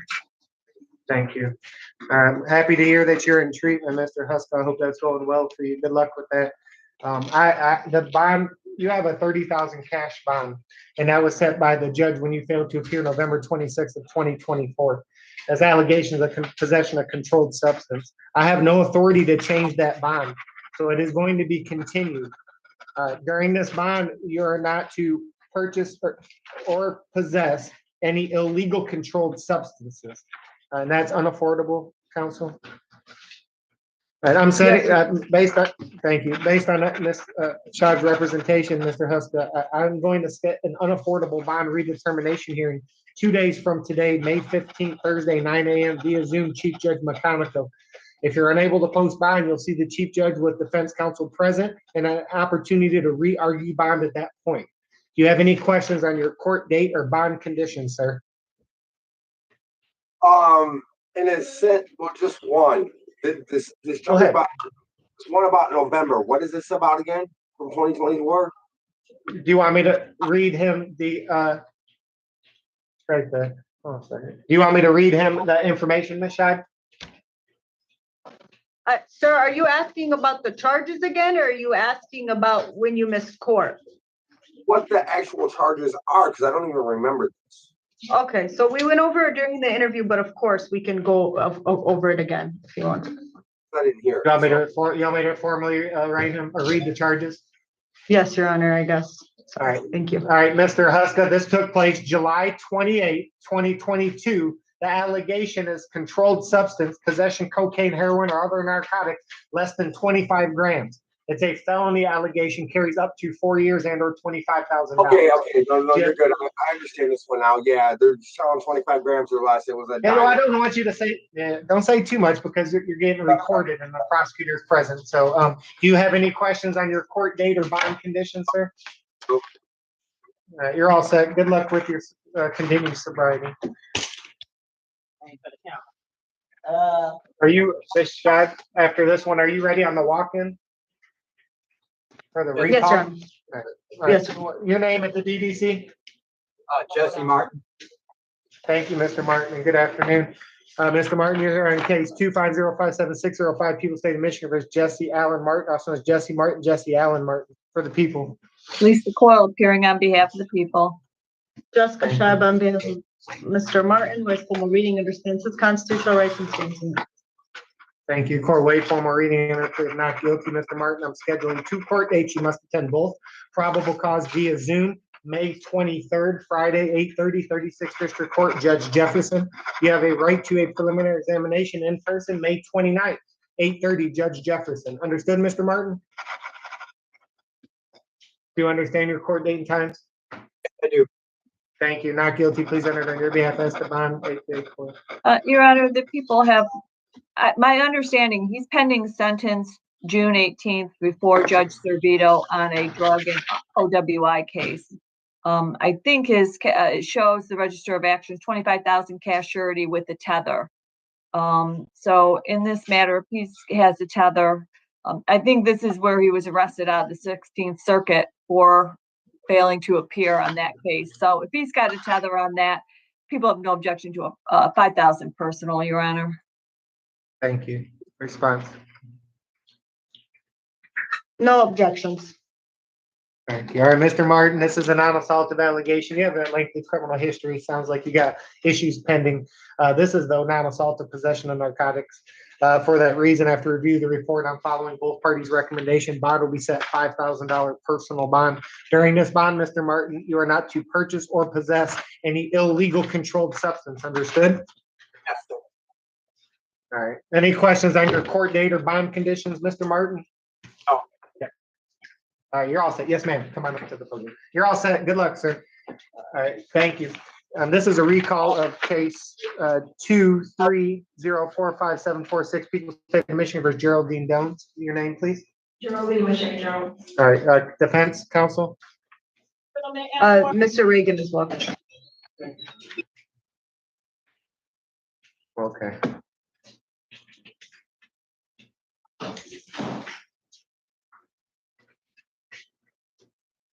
Good afternoon. This is report, Ready 57156. Geraldine Michelle Jones. On behalf of Ms. Geraldine Jones. Ms. Jones, just we asked respectfully recall her case. Ms. Jones initially lost her job just when she got this warrant. Now that the warrant is lifted, she's able to resume her job and drive trucks. So we were just asking if she will have permission to travel, drive, so that she can support herself and get her job. Any objection from the, I don't know if they're even appearing on it. Ms. Jones, you'll be allowed to travel to out of state for employment purposes only, okay? Thank you. You're welcome. Anything further, Mr. Reagan? Thank you so much. Have a good day, Ms. Jones. Good luck. Thank you so much. Your name at the DDC? Robert Manuel. Thank you. One moment.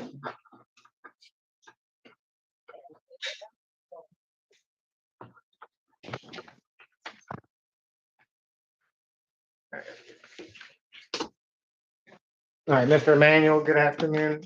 Sir, you're here on the case where you have a warrant for your arrest for failing to appear at the 36th District Court on case number 1604509, People State of Michigan versus Robert Emanuel.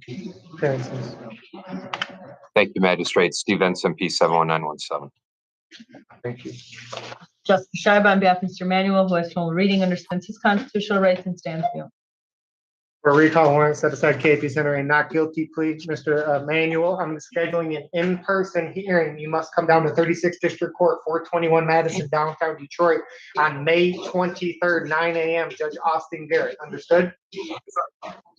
Not guilty, please enter on your behalf. Recall the warrant, set aside KP Esteban, APA. Magistrate, I'm going to tell you this because I'm obligated to tell you this, and I'm sure maybe I'm just beating Ms. Scheib to the punch here. It's an assaultive case, and he was initially given a cash bond of the 7,500, 10%. Arguably, 2016 was a very bad year for this defendant. He ended up getting sentenced to a manslaughter conviction. When that case was bound over, I saw on August 30th of 2016, he was given a 50,000, 10% bond.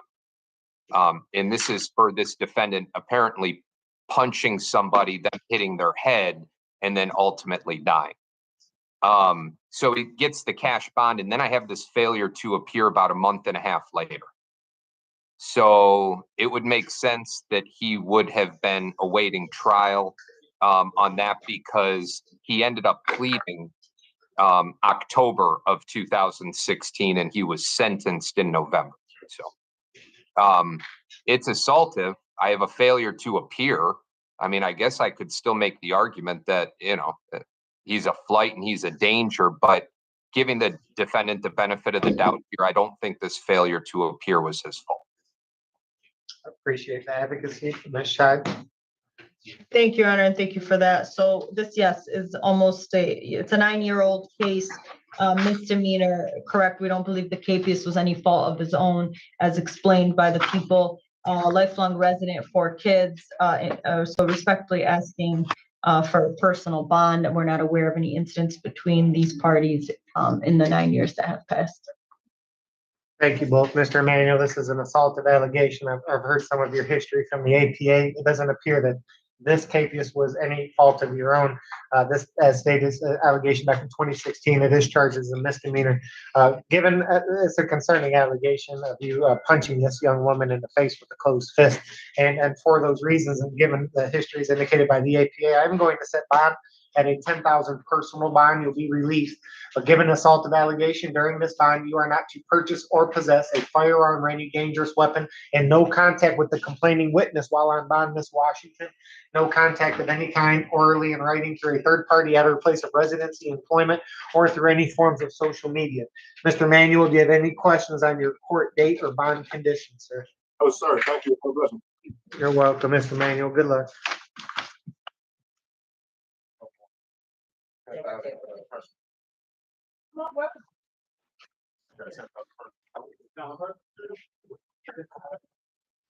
On a black line. Your name, sir? William Owens. Thank you, Mr. Owens, and good afternoon. So you're here on case 250570006, People State of Michigan versus William Frank Owens II, also known as William Frank Owens. Appearances? Appearing on behalf of the people. Thank you. Justice Schreiber on behalf of Mr. Owens, who has formal reading, understands his constitutional rights and stands. Thank you. Court waive formal reading under plea of not guilty. Mr. Owens, I'm scheduling 2 court dates. You must attend both. Probable cause via Zoom, May 23rd, Friday, 8:30, 36th District Court, Judge Jefferson. You have a right to a preliminary examination in person, May 30th, 8:30, 36th District Court, Judge Jefferson. Did you hear and understand the 2 court date and times you must attend, Mr. Owens? Yes, sir. Thank you, sir. Not guilty. Please enter on your behalf as the bond APA. Your Honor, the people are requesting a 50,000 personal bond, Your Honor. Excuse me, hold on one moment. There we go. I'm sorry. A 50,000 personal bond, no contact with the complainant in this matter, who was a minor and maybe still a minor, so I won't say her name. I'm also asking no alcohol. It appears that he was very intoxicated at the time he allegedly struck her in the head, which caused some swelling to her forehead. I think they are and have been estranged. So for that reason, I'm asking for that high personal bond with no contact and no alcohol as a condition of bond. No objections. This is an assaultive allegation on a minor child, Mr. Owens II. I've reviewed the investigator's report. I'm unaware that you've had any criminal history, habeas history, assaultive or otherwise. The allegations are that you punched this minor child or minor complaining witness in the face twice, causing injury.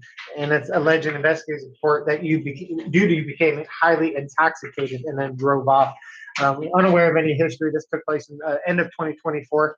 Now, for those reasons, setting bond as recommended by both parties, $50,000 personal bond. For the reasons placed on the record during this bond, there is no use of any alcohol, no illegal controlled substance. This is an assaultive allegation. You are not to purchase or possess a firearm or any dangerous weapon, and no contact with the complaining witness while on bond. Sir, no contact means no contact of any kind, orally in writing, through a third party, at her place of residency, employment, or through any forms of social media. No contact with the complaining witness, understood? Your Honor? Do you have any? Yeah.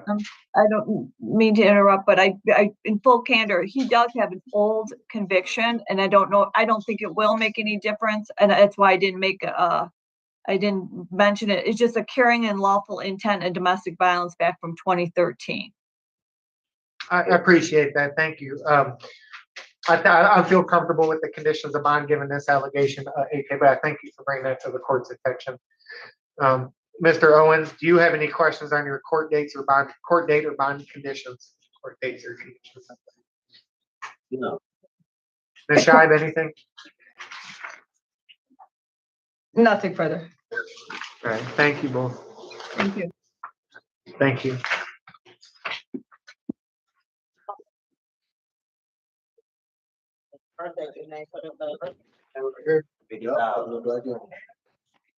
Your name, please? Robinson, third. Thank you, Mr. Robinson III. You're here on case 25057-606, People State of Michigan versus Ezel Robinson. Appearances. Thank you, Magistrate Steve Benson for the people. Thank you. Shive on behalf of Mr. Robinson, who has full reading, understands his constitutional rights and stands guilty. Thank you. For waive formal reading under plea of not guilty. Mr. Robinson, I'm scheduling 2 court dates, so you must attend both of them. Probable cause via Zoom, Friday, May 23rd, 8:30, 36th District Court, Judge J.K. You have a right to a preliminary examination in person, May 29th, 8:30, Judge J.K. Understood, Mr. Robinson? Yes.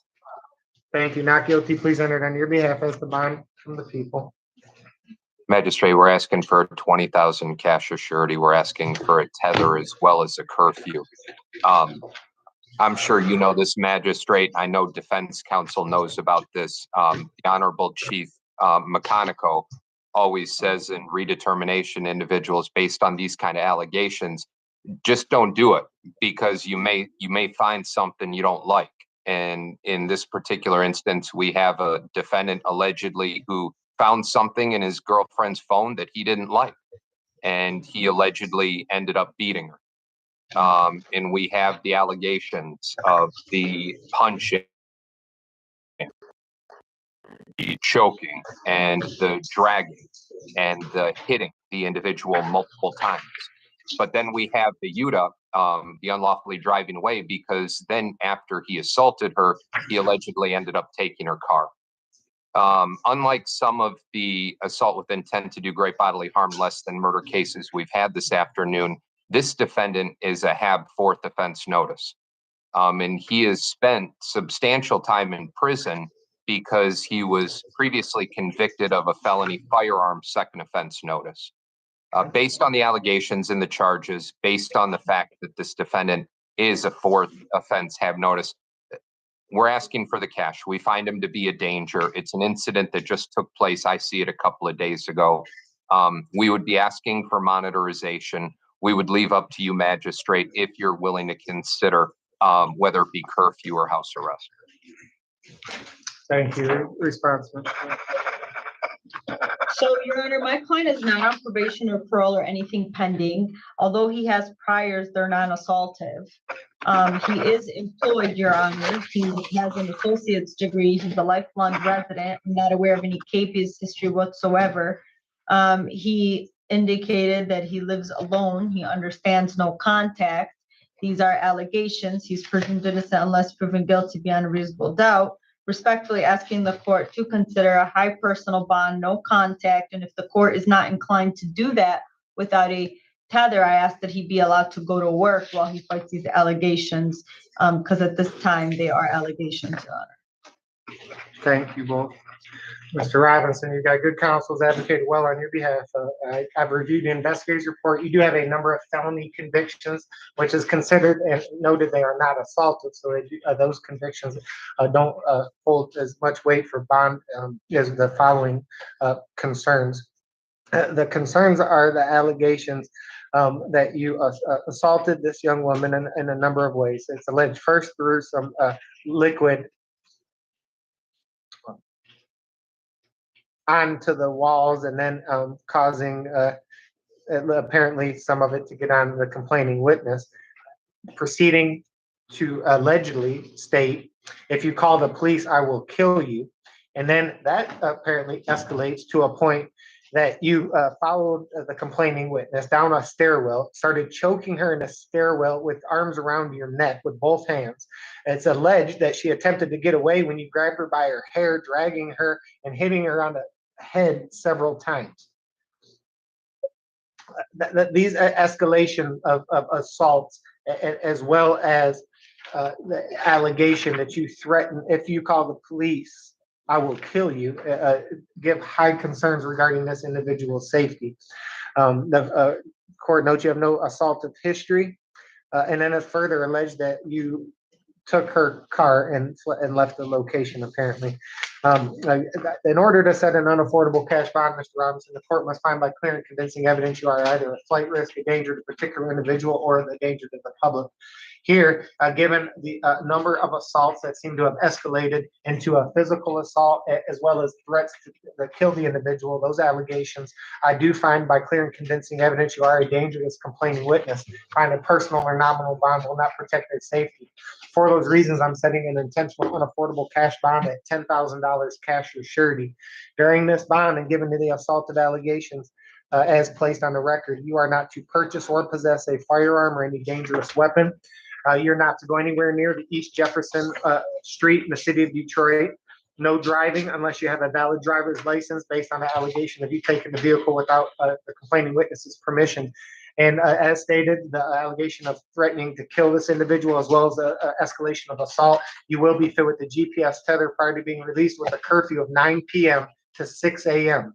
That should allow you plenty of time to get back and forth to work. If you're during those hours, you're not to leave for any reason unless court ordered. And for the concerns the court's placed on the record regarding the safety of the complaining witness, again, no contact with the complaining witness of any kind, orally in writing through a third party at her place of residency, employment, or through any forms of social media. Mr. Robinson, do you have any questions? Is that unaffordable, Ms. Shine? It is, Your Honor. May I just place something on the record? So, and I don't know if I missed it or the court or the people have something, but I'm looking for something in the report that says that officers observed any injuries or they talked to any witnesses or anybody. And I'm looking and all I see is her word against his, and that I know that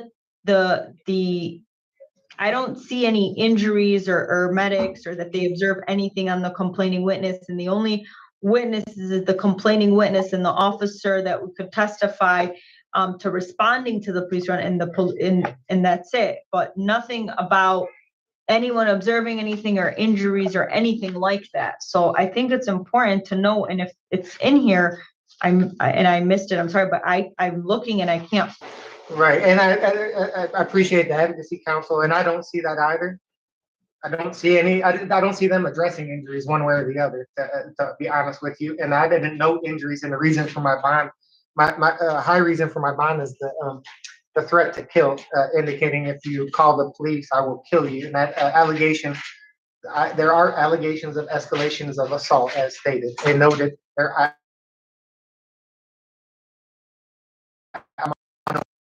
unaware of any, but the allegation of the assault does come from the complaining witness's word, as well as the allegation that he threatened to kill her. And those are the reasons that I've set bond. The reason I do find, given the allegations of assault and escalation of assault to a point where he's alleged to have been dragging her and strangling her and then threatening to kill her, I do find by clear convincing evidence that he is a danger to that complaining witness. And noted that the report mentions no injuries one way or the other. Thank you, Your Honor. So yes, that is unaffordable. And may I ask, sorry if I missed it, was there a tether or just the 10,000 cash surety? A tether with a curfew of 9 p.m. to 6 a.m. And Mr. Robinson, you're welcome. I'm setting an unaffordable bond redetermination hearing for the reasons stated by counsel 2 days from today, May 15th, Thursday, 9 a.m. via Zoom, Chief Judge McComico. If you're unable to post that bond, you'll see the Chief Judge or someone in his stead in 2 days with defense counsel present and have an opportunity to re-argue bond at that point. Do you have any questions on your court dates or bond conditions? What was the question? I hope nothing goes with your job. I don't know if that was I didn't hear a question, Mr. Robinson. I wish you the best of luck with your employment. This has nothing to do with hindering your employment. I hope that's able to be kept. And I did give you a curfew that should be easily around the hours of employment once you're fit with the tether if you're able to post. Mr. Robinson, do you have any questions on your court dates or bond conditions? Is it a personal bond? No, sir. It's $10,000 cash or surety.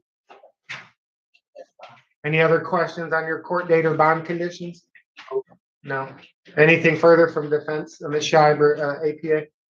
No, thank you. Nothing further. Thank you. You're all set.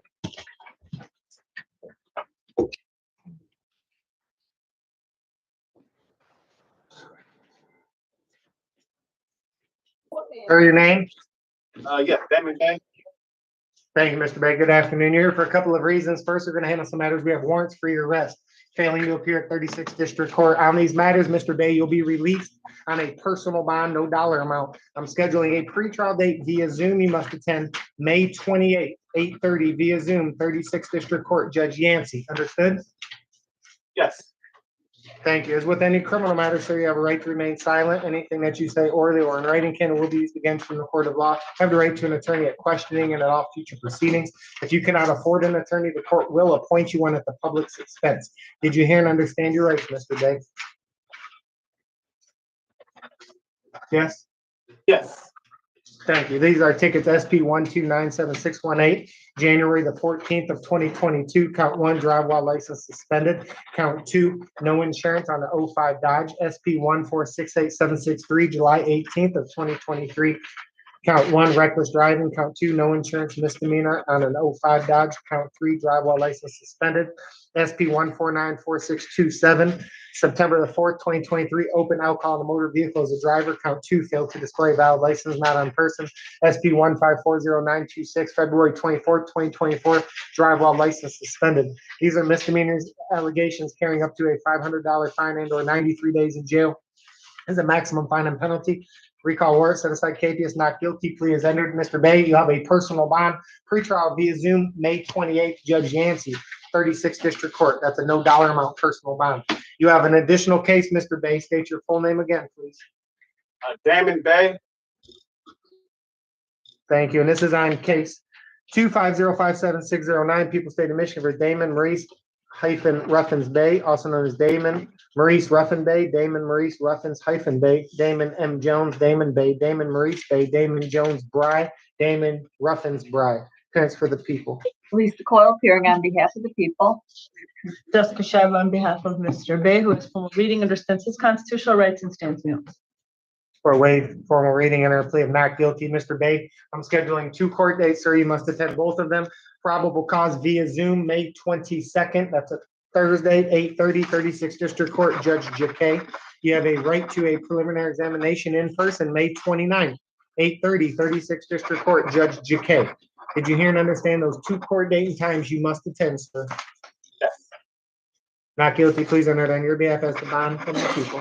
Your Honor, people are recommending a 25,000 cash surety with a tether, in this case. In fact, the complaint, Ms. Gant, is a girlfriend was residing with the defendant that allegedly he had struck her, assaulted her with closed fists, that she grabbed a knife for self-defense. That they tussled, and then he struck her multiple times again in the face. There's also allegations that he prevented her from leaving by deadbolting her in with the key. There's also allegations he pointed a gun at her, stating, "Bitch, I will blow your head off." She drove his car to a gas station, called 911, went back to the home. Officers did observe bruising on her right arm and swelling to her eye. The following day, they executed a search warrant at the house. They found multiple guns, I believe around 5, assorted ammunition, as well as proof of residency for the defendant.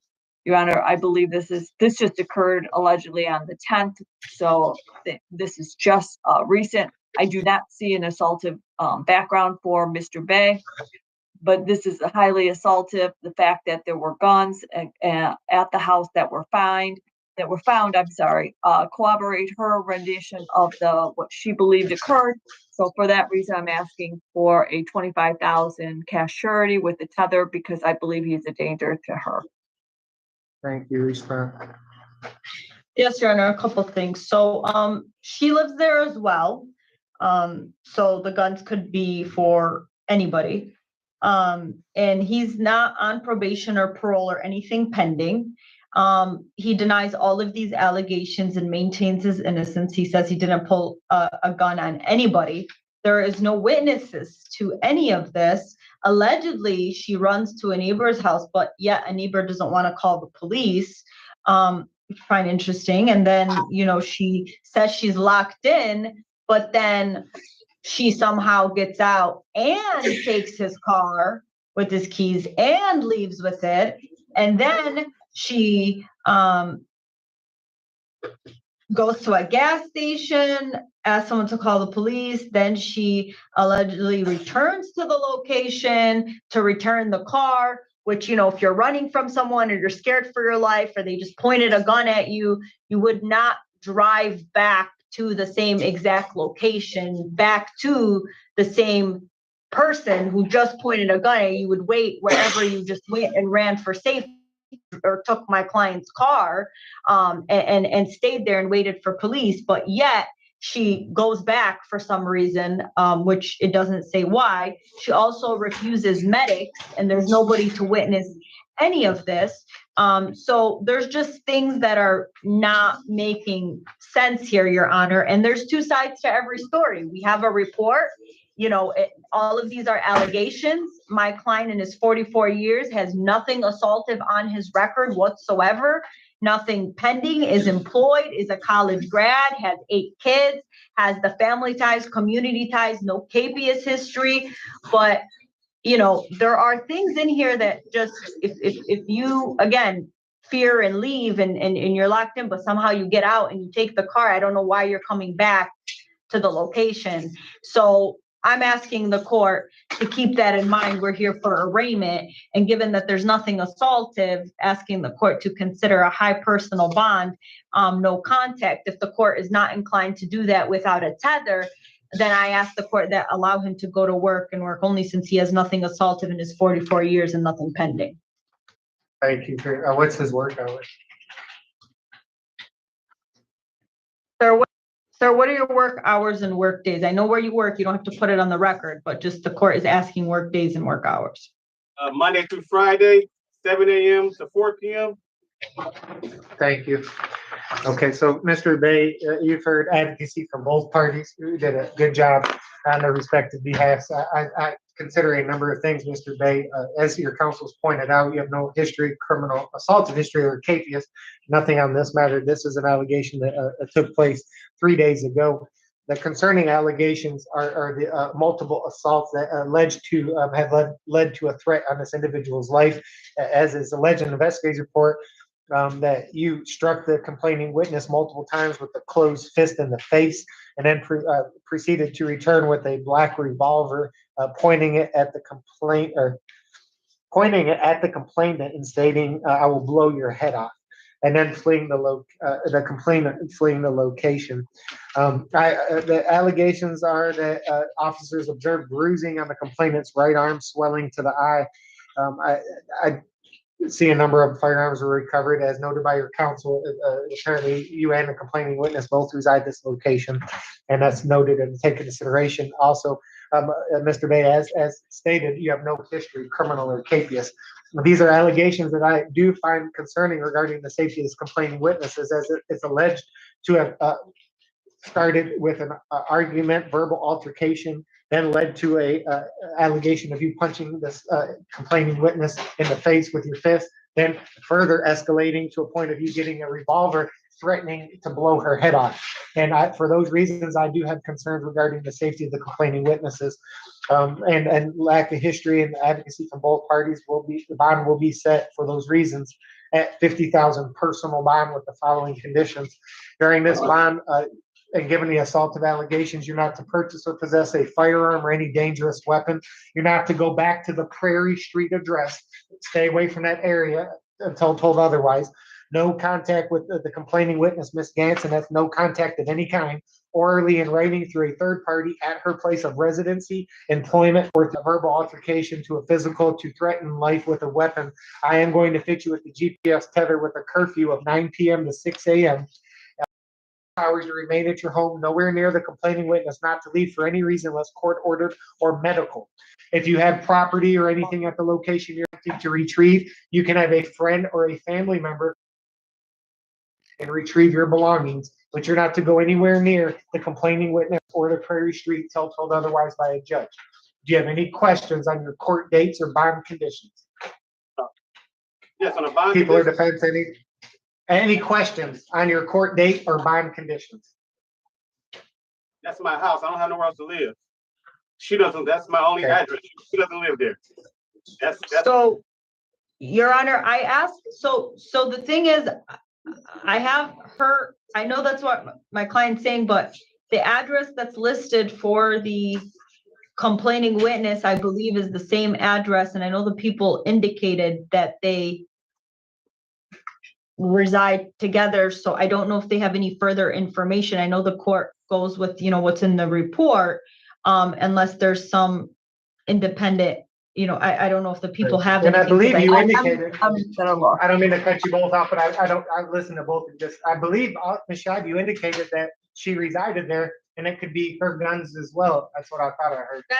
That's correct, Your Honor, because the report has that address as well, and indicated that she lives there as well, and that's the information I had. My client's indicating that that's his home and she doesn't, so I'm asking the people if they have anything that would tell us one way or another, because I know the court is not only going to take my client's word for it. I'm looking at her statement. Her statement does not have another address. It's the only address for that. Hold on a minute.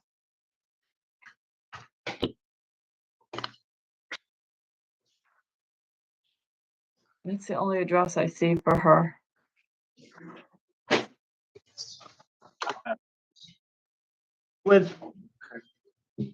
I can ask. I can look at the victim documents. Just give me one moment where they were sent. Or would the court do the instructions of wherever the complaining witness is, you cannot be there, and with situations where we're unclear? Well, APA, what's your response? I would say no. I mean, you can't do that. We can't argue that that's her house, and then you can't say that none of us know, and we cannot have the defendant self-reporting this. Trying to find another document that would have that information. At this point, please look and take all The the time address you need. that was the information that was sent to that address for her from victim advocacy. Right, and Ms. Scheib, I appreciate your advocacy, but at this point, I'm going to say, do not go back to Prairie Street for the reasons placed on the record. It was an escalation, sir. Okay, and because of that, that's important, you don't go back there, because I don't want you to violate bond just by not listening. You're not guilty, you're going to be released on a personal bond with those conditions. Don't, I had no contact with the complaining witness. Do you have any questions on court dates or bond conditions? What's that? No, Your Honor. APA or Ms. Scheib, thank you. You're all set, sir. Good luck. Thank you. Ms. Scheib? Nothing further, sorry. DDC, any males or females at 48 hours you're aware of?